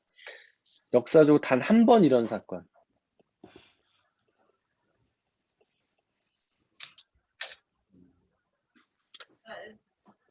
부활이 유일회적 사건이라는 것은 두 가지 의미를 가져요. 예수님의 부활은 역사적으로 단 한 번 있었던 사건이다. 즉, 예수님 외에는 아직까지 그 누구도 부활한 적이 없다. 우리가 이제 나사로를 보면서 부활이 아니냐 그렇게 얘기를 했는데 나사로는 부활이 아니죠. 나사로는 소생이라고 합니다. 소생. 왜 나사로는 소생이라고 할까요? 다시 죽어서. 네, 다시 죽어서. 부활은 다시 살아난 다음에 영원히 죽지 않는 게, 영원히 사는 게 부활입니다. 영원히. 또한 소생인 이유가 한 가지가 더 있는데 그 이유는 뭐냐면 이 세상에서 살아났기 때문에 그래요. 부활은 다시 살아나는데 세상에서 살아나는 게 아니라 하나님 나라에서 살아나는 겁니다. 이 부활은 오직 예수님에게만 한 번 딱 일어났어요. 엘리야 같은 사람은 죽음을 보지 않고 하나님 나라에 올라갔죠. 엘리야는 부활이 아닙니다. 그는 승천이에요. 부활은 죽었다 살아나야 돼요. 죽음이 반드시 전제돼야 돼요. 죽음이 없으면 부활이 없는 겁니다. 엘리야는 죽지 않았기 때문에 부활이 아니죠. 그렇게 죽었다가 살아나서 하나님 나라에서 영원히 살고 있는 존재는 오직 예수님 한 분뿐이기 때문에 부활은 예수님에게만 일어난 사건이에요. 이렇게 단 한 번 일어났기 때문에 본 사람이 없어요. 그 예수님의 주변에 있던 사람들 말고는 경험한 사람이 없는 거예요. 그래서 예수님의 주변에 제자들이 그것을 경험하고 그 부활을 증언했죠. 그 증언을 우리가 믿고 예수님을 믿을 뿐이지 그 뒤로는 아무도 경험한 사람이 없어요. 또 하나 이제 단 한 번 있었던 사건이라는 것은 예수님이 그 단 한 번의 사건으로 모든 사람들을 구원하셨다. 모든 사람을 부활하게 하셨다. 이런 뜻이에요. 부활을 단 한 번의 사건으로 모든 부활을 일으키셨다. 이렇게 유일회적 사건이기 때문에 믿기가 어려운 겁니다. 게다가 세상 사람들은 영원이라는 개념도 이해하지 못하죠. 우리는 영원을 살지 못하니까. 우리는 순간을 살 뿐이니까 영원이라는 개념을 이해하지 못합니다. 그리고 우리는 하나님 나라를 가보지 못했어요. 그러니까 믿기가 어려운 거예요. 사람들은 경험한 것은 잘 믿지만 경험하지 못한 것은 못 믿잖아요. 지금 이 세상에서도 마찬가지죠. 뭐 양자역학 이런 양자의 세계 이렇게 막 사람들이 말하는데 사실 잘 이렇게 감이 안 오잖아요. 보지 못하는 세계이기 때문에. 우리는 보지 못한 것을 믿기 어렵기 때문에 부활은 믿기가 어렵습니다. 그럼에도 불구하고 믿어야지만 우리는 부활을 받아 누릴 수가 있죠. 성경에 보면은 알의 영역이 있고 신비의 영역이 있잖아요. 우리가 믿음은 알미다. 에어 캐논에 대해서도 얘기했지만 우리가 예수 그리스도를 알아갈 수 있는 영역이 있습니다. 성경을 통해서 드러난 것들, 그분의 어떤 탄생, 그분의 사역, 그분의 사명, 그분의 말씀, 이런 것은 알 수 있는 대상이에요. 그런데 알 수 없는 대상이 있어요. 알 수 없는 대상. 그 중에 하나가 부활이죠. 부활은 알 수가 없어요. 우리가 보지 못하는 세계이기 때문에. 하나님 나라는 알 수 없어요. 보지 못하기 때문에. 그렇기 때문에 이걸 신비라고 하죠. 부활과 하나님 나라. 이렇게 신비가 진정한 믿음의 대상인 거예요. 그래서 우리는 부활을 믿어야 한다. 많은 신앙인들이 예수님의 십자가의 죽음은 잘 믿습니다. 근데 부활을 믿지 못해요. 그래서 어떤 찬양이나 설교나 이런 것들이 죽음에 좀 더 포커스가 가 있고 부활은 별로 포커스가 없어요. 부활에 대한 찬양이 많지 않잖아요. 설교도 마찬가지죠. 말씀도 십자가와 고난에 대해 설교하면 우리는 막 감동받고 은혜 받지만 부활에 대해 얘기하면 별로 감흥이 없습니다. 많은 목사들이 가장 하기 힘들어하는 설교가 부활에 대한 설교예요. 할 말이 별로 없어요, 솔직히. 왜냐하면 알려진 바가 없기 때문에, 신비이기 때문에. 기껏해야 여러분들 계란에서 닭이 나오듯이 뭐 이런, 아니면 씨에서 꽃이 나오듯이 부활이 있으면 이 정도의 비유일 뿐이죠. 부활은 설교하기도 참 어려운 대상이에요. 그럼에도 불구하고 우리가 가장 믿어야 되는 대상. 죽음뿐만 아니라 부활도 믿어야지 우리는 죄 사함을 누릴 수 있을 뿐만 아니라 부활 생명을 누리는 거예요. 기독교 부활의 종교라고 하잖아요. 부활의 핵심이라는 겁니다. 부활이 없으면 우리 기독교는 아무런 의미가 없어요. 세상 종교와 다를 바가 없습니다. 그냥 도덕적, 윤리적 가치에 머무르는 것밖에 안 되는 거예요. 이웃을 사랑해라. 이게 뭐 특별합니까? 이건 모든 종교에 다 있는 이야기예요. 세상의 윤리, 도덕도 말하는 거예요. 너 이웃을 사랑해. 특별하지 않습니다. 부활이 있어야만 우리 기독교는 기독교가 되는 거예요. 다른 말로 하면 부활을 믿어야만 우리는 신앙인이 되는 겁니다. 우리는 부활을 믿어야만 그리스도인이 되는 거예요. 그분이 하나님이신 이유는 부활하셨기 때문이고 우리는 그 부활을 믿어야만 부활 생명을 누리는 겁니다. 그래서 부활을 믿지 않고 부활을 소망하지 않으면 기독교일 필요가 없어요. 기독교인이 아닙니다.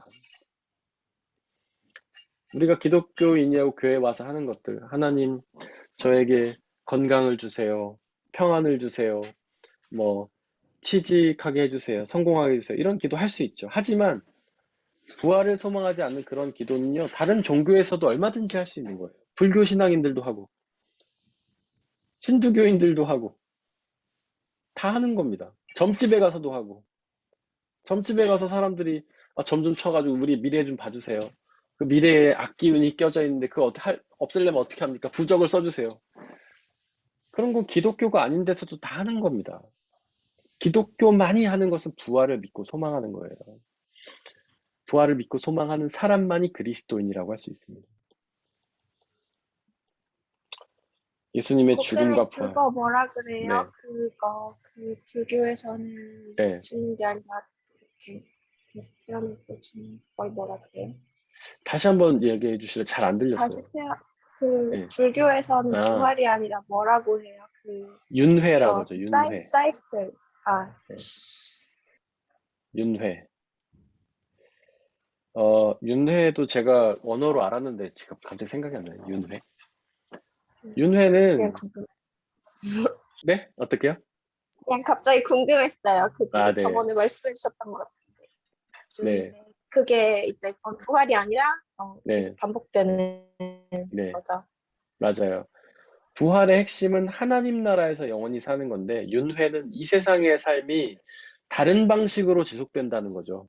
내가 죽으면 동물로 소생을 너무 하거나. 무서운 거 아니에요?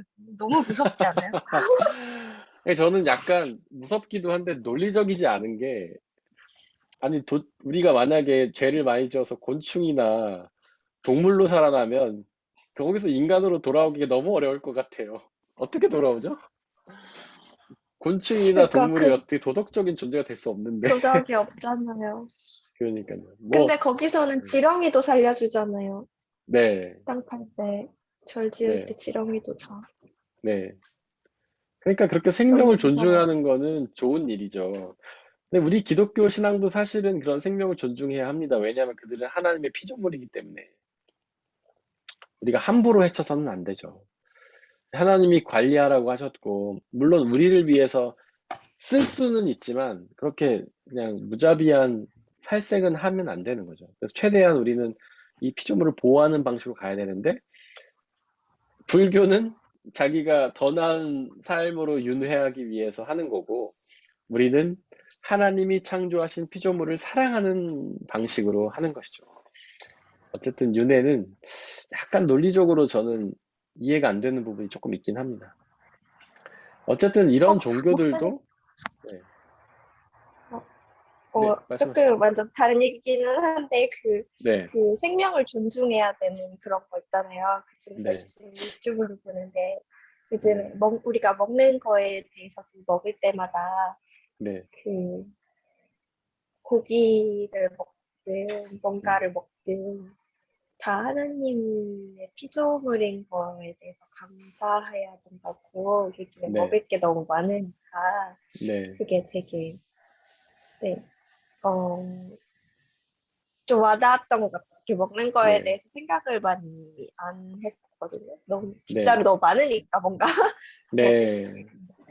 네, 사실 식탁에 올라오는 게 다 너무 가공되지 않았으면 네, 햇빛을 먹고 네, 땅에서 나온 거고 가축도 하나님이 생명을 준 거라고 생각하니까 음식을 네, 바라보는 게 조금 달라지는 것 같아요. 네, 맞아요. 그런 관심을, 그러니까 그런 관점을 가지는 게 굉장히 중요합니다. 모든 것이 피조물이다. 하나님이 창조주시고, 그래서 우리에게 선물로 주신 것이다. 누리라고. 그러면 음식을 우리가 감사한 마음으로 먹을 수 있게 되죠. 현대인들의 문제점은 뭐냐면 음식을 자기가 산다는 거예요. 그래서 마트에 가서 사고, 음식점에 가서 돈 내고 사고 하니까 마치 자기가 얻은 것처럼 착각을 자꾸 하는 거죠. 음식을. 하나님이 주신 음, 선물로 생각하지 않고, 은혜로 생각하지 않고, 내가 이룬 어떤 내 노력의 대가라고 생각해요. 그것기 때문에 농사를 우리는. 지어보면 좀 느낌이 네, 다를까요, 목사님? 비가를 안 내려주고 해를 안 주면은 안 나오니까 그럼 느낌이 좀 달라요? 그럴 수도 있겠죠. 안 근데 해봐서 모르겠어요.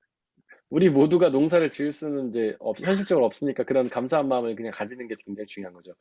그래서 우리가 슈퍼에서 어떤 자본주의 체제 아래에서 너무 이제 물들어 있기 때문에 어떤 마트에 가서 음식을 사고 음식점에 가서 음식을 사고 그런 것들이, 야, 내가 노동해서 얻은 내 돈으로 내가 사 먹는데 라는 게 굉장히 강하니까 감사한 마음이 좀 덜한 건데, 그 음식을 아무리 우리가 사 먹고 싶어도 하나님이 은혜를 주시지 않으면 잘할 수 없잖아요. 뭐 배추 파동, 고기 파동 나면 뭐 값이 천정부지로 오르고, 이런 것들을 봤을 때는 어쨌든 그것이 하나님이 주신 것들이라고 늘 생각하면서 은혜로 누리는 게 이제 필요한 거죠. 그래서 우리가 뭐 집에서 키워보는 것도 좋은 방법이 될 수는 있겠지만, 어쨌거나 그것을 저는 그렇게 생각해요. 음식을 보면서 약간의 명상이나 묵상을 하는 거죠. 어떤 신학자는 그렇게 표현하더라고. 자기가 쌀 한 톨을 보면서 이 쌀 한 톨이 어떻게 왔나를 생각한다는 거예요. 이 쌀 한 톨이 자라기 위해서는 하나님이 햇볕을 주시고 비를 내려주시고 농부가 그걸 가꿔야 되고, 어, 그런데 그런 땅에서 어떤 영양분을 줘야 되고, 이런 것들이 쌀 한 톨로 나온다는 거죠. 그 쌀 한 톨 속에는 태양의 그런 은혜가 들어가 있고, 비를 통한 은혜가 들어가 있고, 토양을 통한 은혜가 들어가 있고, 그 쌀 한 톨 속에 수많은 어떤 농부나 사람들의 노력의 대가가 들어가 있고, 그런 것들을 명상하면서 감사함으로 먹는다라는 것이죠. 그래서 그런 식의 어떤 음식을 향한 명상들이 그렇게 하나님의 은혜를 깨닫게 하는 게 도움이 되지 않을까 싶습니다. 그래서 우리는 이제 기억이 굉장히 중요해요. 신앙은 기억이다라는 말 제가 말씀드렸는데, 생각하는 거죠, 생각. 뭐든지 삶 속에서 그냥 아무렇지도 않게 당연하게 받아들이는 것이 아니라 항상 생각을 하는 거죠. 내가 어떻게 살아있을까? 내가 먹는 것들은 어디서 왔을까? 어, 이 우주는 어떻게 돌아갈까? 왜 저 사람들은 죽을까? 왜 나는 늙어갈까? 이런 것들을 항상 생각해보고 기억하게 되면 하나님에 대해서 생각할 수밖에 없다는 거예요. 그래서 로마서 1장에 보면 만물이 하나님이 만물 속에 드러나 있으니까 그 만물을 본 사람들은 하나님에 대해서 알 수 없었다고 핑계댈 수 없다 이런 말이 있잖아요. 그렇게 우리가 만물을 보면서 묵상을 하면 하나님의 존재를 기억하고 믿을 수밖에 없게 된다는 거죠. 그렇습니다. 혹시 뭐 죽으심과 부활에 대해서 좀 더 궁금하시거나 나누고 싶은 이야기가 있으실까요? 제가 굉장히 안타까운 거는 다른 것들은 그나마 좀 설명할 수가 있는데 부활에 대해서는 설명을 잘 못한다는 게 너무 안타깝습니다. 부활을 우리가 가장 잘 믿어야 되는 대상인데 제가 부활을 설득하기가 가장 어려워요. 왜냐하면 유일외적 사건이고 우리가 경험할 수 없는 신비의 세계에 관련된 사건이고 그럼에도 불구하고 여러분들이 그 부활에 대해서 좀 더 진지하게 생각하고 온전하게 믿고 날마다 좀 소망하며 살았으면 좋겠습니다. 그다음에 재림인데 재림도 비슷하죠. 우리가 믿기가 어려운 사건이죠. 재림을 믿기 어려운 이유는 뭐냐면 미래적 사건이기 때문에 그래요. 이거는 유일회적 사건도 아니에요. 단 한 번도 있었던 사건도 아니에요. 아직 한 번도 일어나지 않은 사건이죠. 예수님이 이 땅에 다시 오시는 사건은 아직 한 번도 일어나지 않은 사건. 그러니까 믿기가 어려운 거예요. 그러나 우리는 재림을 믿고 소망해야 합니다. 왜죠? 왜 재림을 믿고 소망해야 합니까?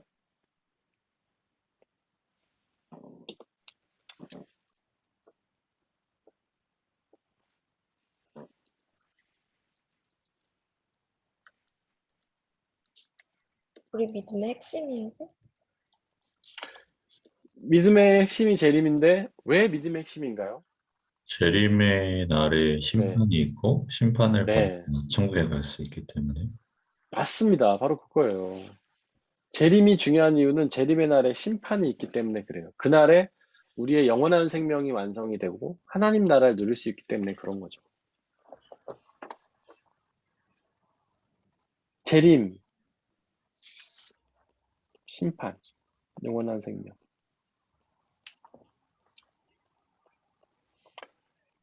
심판이라는 말, 이제 성경에 보면 로마서에도 이제 진노라는 말이 나오는데 오르게라는 헬라어예요. 하나님의 진노 어떻게 생각하세요? 하나님이 진노하시는 분이십니까? 네. 네, 하나님은 진노하십니다. 근데 그 진노가 어디서 표현이 되는 거냐면 바로 심판에서 표현이 되는 거예요. 하나님의 진노는 우리가 죄를 깨닫고 심판을 면하게 하시기 위한 진노이기도 하고 또 하나님의 진노는 우리가 끝까지 회개하지 않았을 때 우리를 심판하시는 진노기도 하죠. 그래서 진노는 곧 심판이라고 할 수 있어요.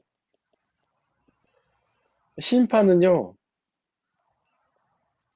되게 부정적이고 무서운 느낌을 주죠. 근데 원래 뜻은 이제 가른다 뜻이에요. 가른다. 구분한다. 구별한다. 다른 말로 하면 거룩하게 한다. 거룩한 게 구분된다는 뜻이 아니에요. 그러니까 우리를 거룩하게 하신다는 것은 구별한다는 뜻입니다. 마치 알곡과 가르지를 가르듯 마치 양과 염소를 가르듯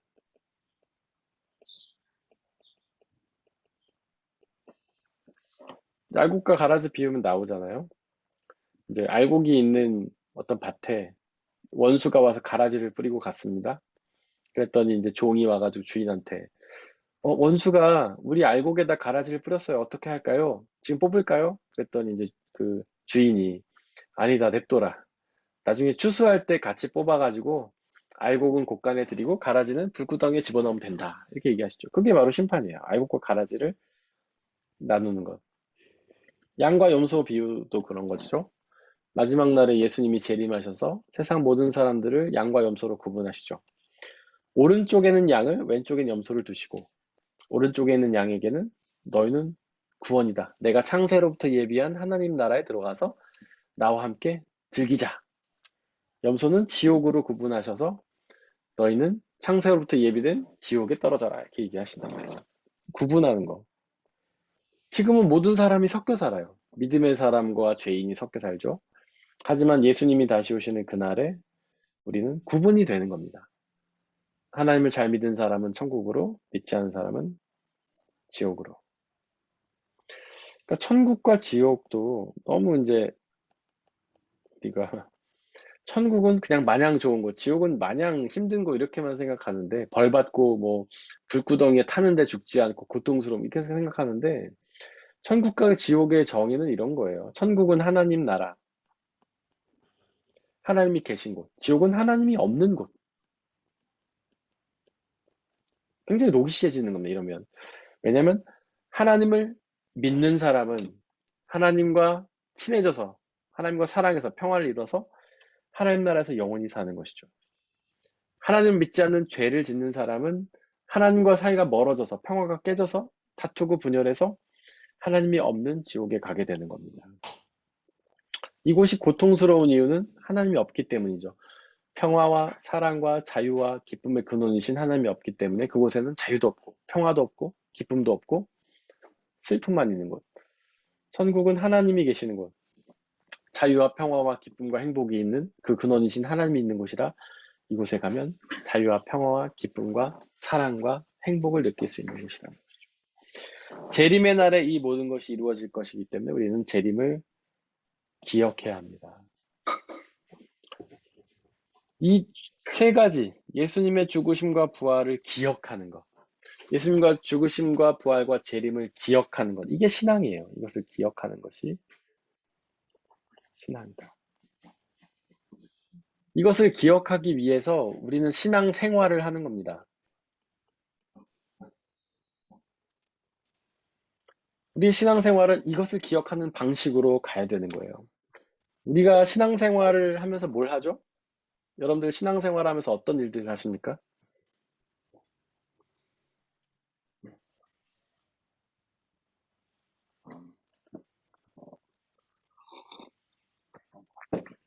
여러분들이 신앙 생활이라고 부르면서 하는 일들이 뭐가 있죠?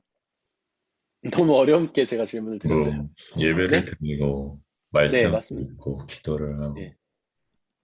묵상, 기도. 우리가 신앙 생활이라 부르는 것들, 예배와 묵상과 기도는요, 전부 다 이것들을 기억하는 방식으로 행해져야 된다는 거예요. 우리의 예배도 예수님의 죽으심과 부활과 재림을 기억하는 방식으로 행해져야 됩니다. 예배 때 이루어지는 것들, 성경 낭독, 기도, 설교, 성찬, 전부 다 예수님의 죽으심과 부활과 찬양도 죽으심과 부활과 재림을 기억하는 방식으로 이루어져야 된다는 거예요. 우리가 예배 시간에 읽는 1독서, 2독서, 3독서, 이거는 교회력에 따라 정해져 있는 말씀이에요. 교회력이라는 거는 뭐가 있을까요? 교회력의 절기들 중에 혹시 여러분들 기억나는 거 계십니까? 주원절, 네, 주현절입니다. 현절, 또 뭐가 있을까요? 교회력의 절기 중에? 강림절, 네, 성령 강림절. 아드벤트는 뭐예요? 아드벤트는 대강절 혹은 대림절. 이게 아드벤트입니다. 또 뭐가 있을까요? 예수님이 하나님 모습 나타냈던 그거. 그게 주현절입니다. 네. 예수님이 하나님의 모습을 나타내신 거 주현절. 부활절. 네, 부활절. 또 뭐가 있을까요? 6월절도 들어갔네요. 6월절은 유대교의 절기인데 저희가 이렇게 특별히 기억해서 지키지는 않습니다. 근데 원래 6월절을 지키는 거를 이제 6월절을 지키는 기간을 오순절이라고 하거든요. 오순절은 50일 동안 지킨다는 건데 이 50일 안에 6월절이 들어가 있어요. 근데 우리는 이 오순절을 성령 강림절로 지켜요. 그래서 오순절 성령 강림절이라고 하잖아요. 그래서 6월절이 이 안에 이제 의미가 완전히 뭐 들어간 건 아닌데 이제 어느 정도는 들어갔다고 하시죠. 6월절의 의미는 사실은 예수 그리스도를 나타내는 사건이잖아요. 그러니까 문지방에 피를 바른 집은 심판을 받지 않고 심판을 넘어간다. 패스오버. 그게 6월절이라는 뜻이거든요. 그래서 예수 그리스도 사건 자체가 6월절을 의미하는 것이기 때문에 뭐 굳이 따지자면 부활절이나 사순절 정도로 기억을 할 수도 있겠죠. 근데 우리가 딱히 지키진 않습니다. 또 뭐가 있을까요? 성탄절. 네, 성탄절. 제가 간격을 잘 유지해서 좀 깔끔히 썼어야 되는데 간격 유지를 못해갖고 약간 이상합니다. 자, 한 개가 나왔어요. 한 가지가 안 나왔습니다. 한 가지만 더 나오면 돼요. 뭐가 있을까요? 여기에 들어가는 거예요. 이 빈칸.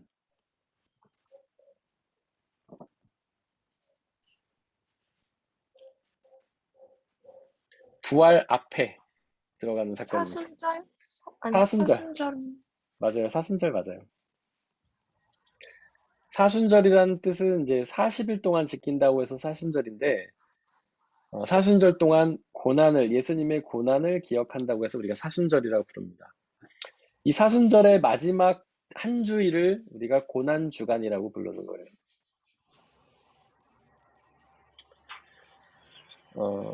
대강절, 대림절은 성탄절을, 그러니까 여기서 대자는 기다릴 대고 임재는 임재할 임재거든요.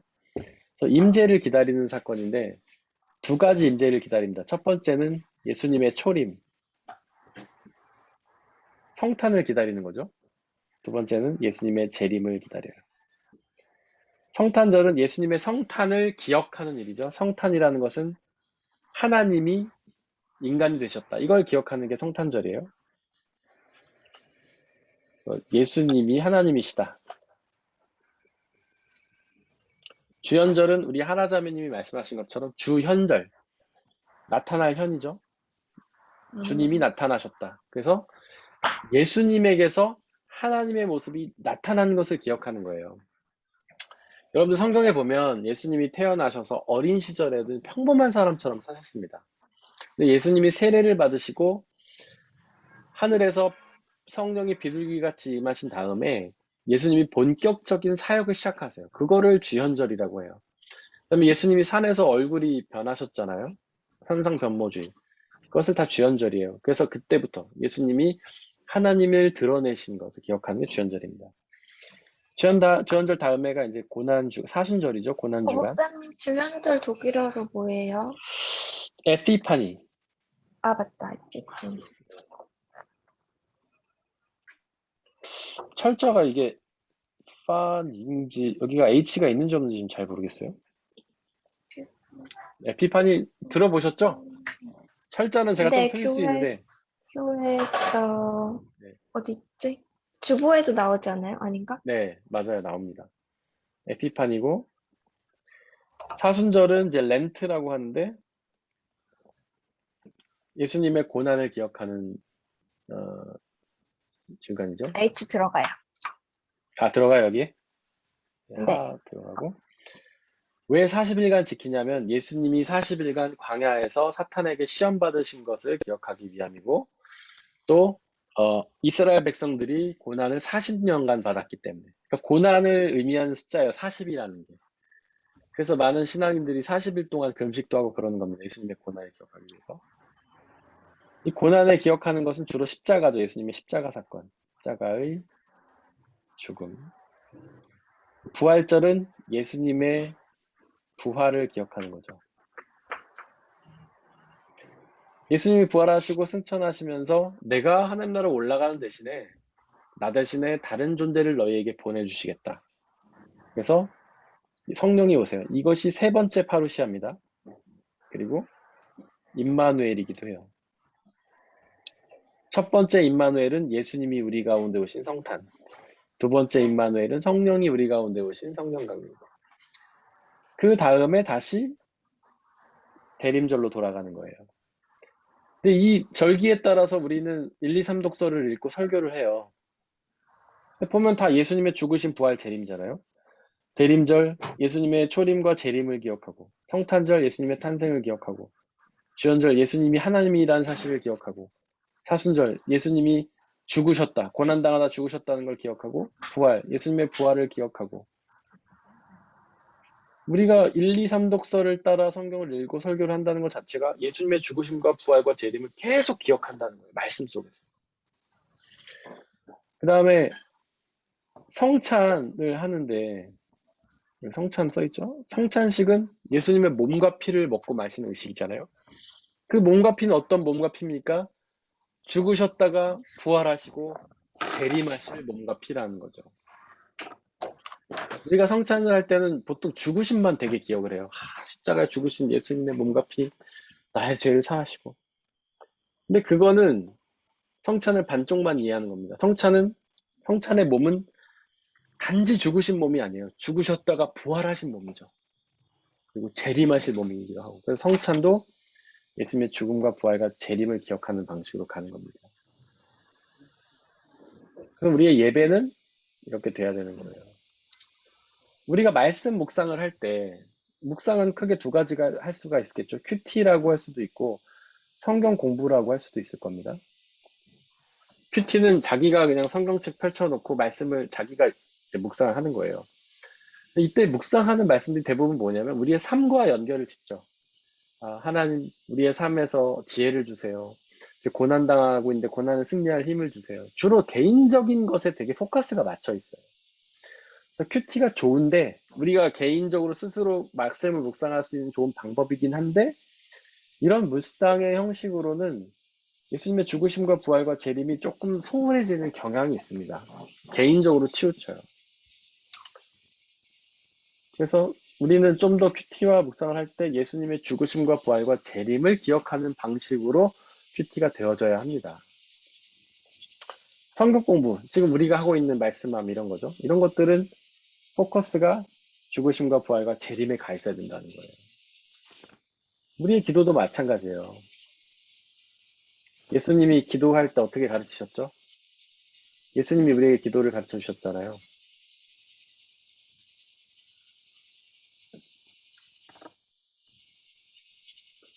혹시 예수님이 가르친 기도 생각나십니까? 동은? 네? 주기도문? 주기도, 맞아요. 주기도가 보면 내용이 어때요?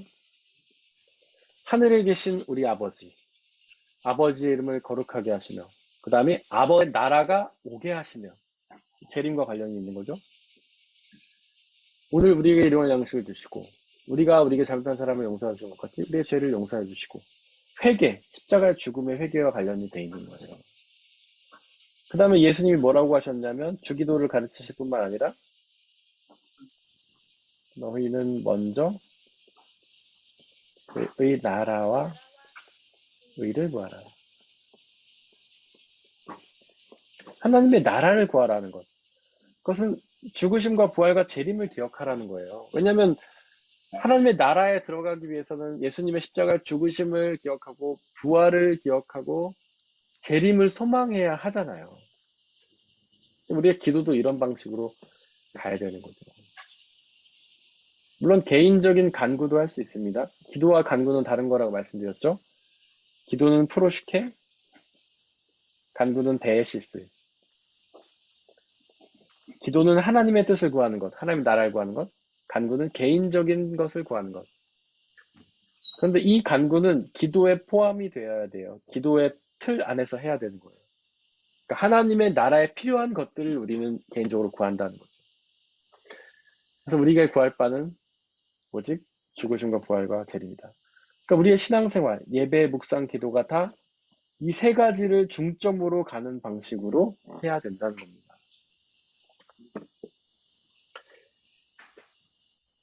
자, 이제 나의 주님까지 하고 마치도록 하겠습니다. 나의 주님. 퀴리오스라는 말이에요. 헬라어로. 사실 이 퀴리오스라는 말은요, 예수님이 활동할 당시에 로마 황제인 시저에게 했던 호칭이었어요. 로마 황제인 시저를 부를 때 퀴리오스라고 불렀어요. 왜냐하면 그 시저가 사람들의 생사 여탈권을 갖고 있기 때문이에요. 생사 여탈권. 생사 여탈권이라는 건 뭐냐면 사람을 죽이고 살릴 권리가 있었다는 거예요. 어떤 사람이 황제한테 잘못하면 황제가 이렇게 딱 하면 그 사람은 죽는 거예요. 근데 그 사람이 잘못했는데 어떤 황제를 감동시키면 이렇게 하는 거예요. 그럼 그 사람은 사는 거예요. 그리고 당시에는 어디를 가나 황제의 흉상이 있었다고 합니다. 그래서 그 황제의 흉상을 향해 퀴리오스라고 고백해야만 어떤 활동이 가능했다고 해요. 예를 들면 마켓에 가도 황제의 흉상이 있어요. 마켓에 가서 장을 보려고 해도 퀴리오스라고 고백을 해야 되고, 황제는 나의 주님. 그다음에 회사에 가도 거기 황제의 흉상이 있고, 그러면 거기 황제 흉상에게 퀴리오스라고 고백해야 회사에 가서 일도 할 수 있고, 그러니까 돈을 벌고 뭔가 소비를 하고 삶을 유지할 수 있는 모든 것들이 황제에게 퀴리오스라고 고백을 해야지만 가능한 일이었어요. 근데 황제가 사실 종교에 관용적이었다고 합니다. 그래서 황제가 유대교도 인정을 했어요. 그래서 로마 황제 치하에서 유대교인들이 활동을 막 하잖아요. 회당도 하고 성전도 하고. 그런데 조건이 하나가 있었어요. 그게 뭐냐면 다른 종교 활동을 하더라도 황제에게는 퀴리오스라고 고백해야지만 그게 가능했어요. 그게 뭐예요? 그러면 사실 우상숭배죠. 하나님만 주님으로 모시는 게 아니라 황제도 주님으로 모셔야 되는 거예요. 그런데 그리스도인들은 그걸 하지 않았던 겁니다. 유대인들은 황제에게도 퀴리오스라고 했어요. 그래서 유대교와 상생을 했는데 그리스도인들은 그렇게 하지 않았어요. 베드로가 예수님에게 고백했죠. 주는 그리스도시요 살아계신 하나님의 아들이십니다. 거기서 주는 그리스도시요. 이게 바로 퀴리오스였던 거예요. 그리스도인들은 이제 더 이상 황제가 아니라 예수님에게 퀴리오스라고 했습니다. 그래서 이제 로마의 박해가 시작이 된 거예요. 초대교회 성도들이 그렇게 로마에게 박해를 받았던 겁니다. 예수님의 제자들, 사도 바울, 초대교회 성도들이 그렇게 로마의 박해를 받았던 거예요. 그 이유가 뭐냐면 바로 퀴리오스라는 고백을 황제에게 하지 않고 예수님께 드렸기 때문에. 많은 신학자들이 오늘날의 퀴리오스가 돈이라고 말합니다. 자본주의. 모든 사람들이 돈을 주님으로 모시고 산다는 거예요. 돈을 위해 살아가는 거예요. 돈을 위해 학교를 다녀요. 돈을 위해 직장을 선택합니다. 돈을 위해 취미 활동도 해요. 재테크도 막 해요. 오로지 돈을 중심에 두고 살아간다는 거예요. 많은 신앙인들이 하나님께만 퀴리오스라고 하는 게 아니라 예수님께만 퀴리오스라고 하는 게 아니라 돈에게도 퀴리오스라고 고백을 한다는 거예요. 양다리를 걸치고 있다는 거죠. 하나님을 믿으면서도 돈을 숭배하는 방식으로 살아간다고 신학자들이 지적을 합니다. 물론 돈은 필요한 거예요. 근데 수단이지 주님은 아닙니다. 우리가 이 세상을 살아갈 때 적정한 만큼 필요한 거지 그게 우리의 삶의 주인은 아닌 것이죠. 그래서 우리 그리스도인들은 오직 예수님을 나의 주님으로 모시고 그분이 나의 생명의 생사여탈권을 쥐고 있다. 그분의 나의 생명을 살리기도 하시고 죽이기도 하신다는 고백을 가지고 예수님만 퀴리오스로 고백하며 살아가야 된다는 거예요. 많은 사람들은 돈을 퀴리오스로 고백한다는 게 돈이 우리의 생사를 쥐고 있다고 생각한다는 거죠. 돈이 있어야 살고 돈이 없으면 죽는다고 생각한다는 거죠. 그렇지 않고 우리는 예수님만을 믿고 살아야 된다는 거죠. 하라자매님 하실 말씀 있는 거 아니었어요? 네. 그 주님이라고 하니까요. 우리는 네. 한국에서는 주님이라는 그 단어 성경이랑 네. 교회에서만 있거든요. 네. 그래서 이게 뭔가 하나님만을 말하는 그런 단어 그런 것 같은데 네. 성경에서는 헤아로 네. 있잖아요. 헤어로 돼 있죠. 예.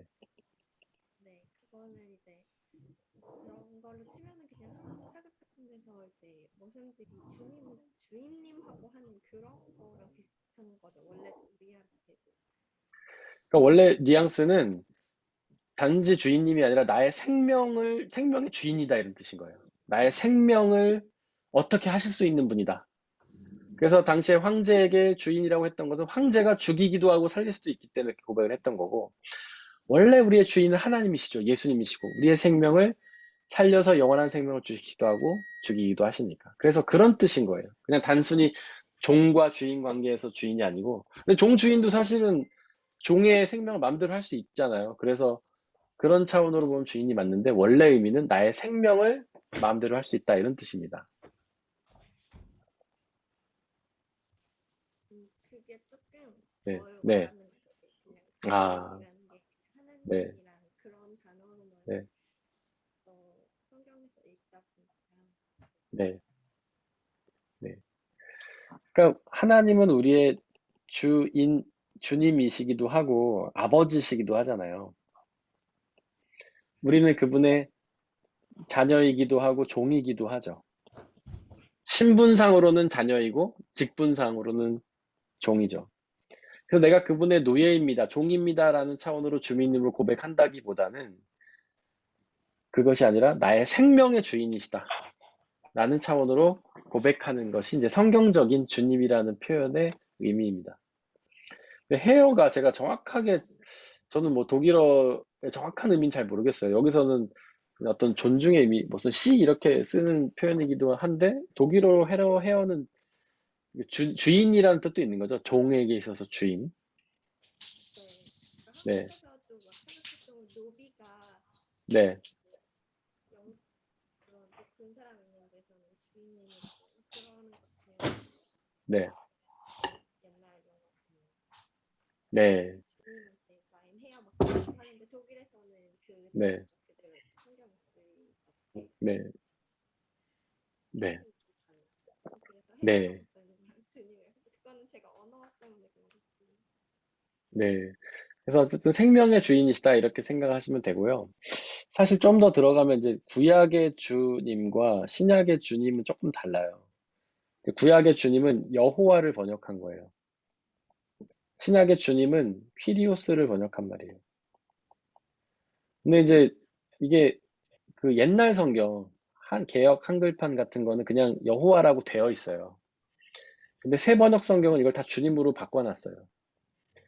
그 이유는 여호와가 사실은 이름이 아니기 때문에 그런 거예요. 여호와는 제가 여러 번 말씀드렸지만 하나님의 이름이 아니라 나는 나다란 뜻이잖아요. 그러니까 모세가 하나님께 당신의 이름이 무엇입니까? 그랬더니 하나님이 여호와다 이렇게 가르쳐 주셨는데, 그게 이름이 아니라 나는 나야. 이름이 없어. 나는 규정될 수 없는 존재, 이런 뜻으로 말씀하신 거거든요. 그래서 구약의 주님이라고 번역된 단어는 여호와를 그렇게 바꾼 거다.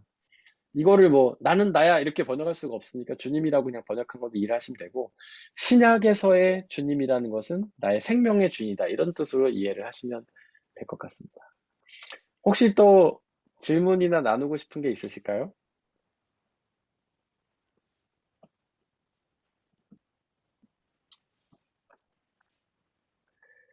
네. 없으시면 제가 기도하고 마치겠습니다. 아버지 하나님, 또한 이렇게 어렵고 심오한 주님의 말씀들을 부족한 지혜와 지식으로 나누었습니다. 아버지 하나님, 저의 능력이 부족하여 하나님의 말씀을 온전히 전달하지 못한 부분도 많이 있겠지만, 성령 하나님께서 역사하셔서 그 말씀들을 우리에게 계속해서 우리 가운데 말씀하여 주시고, 깨닫게 하시고, 믿고 순종하게 하셔서 그 말씀이 가지고 있는 영원한 생명의 비밀을 우리가 받아들이게 하여 주옵소서. 이제 세상으로 나아갑니다. 바로 그곳에서 우리가 하나님을 기억하고 예수 그리스도의 죽으심과 부활과 재림을 기억하며 참된 그리스도인으로서 살아갈 수 있도록 역사해 주옵소서. 우리 주 예수 그리스도의 이름으로 기도드렸습니다. 아멘. 감사합니다. 감사합니다. 수고하셨습니다. 고맙습니다. 네, 좋은 주일 되세요.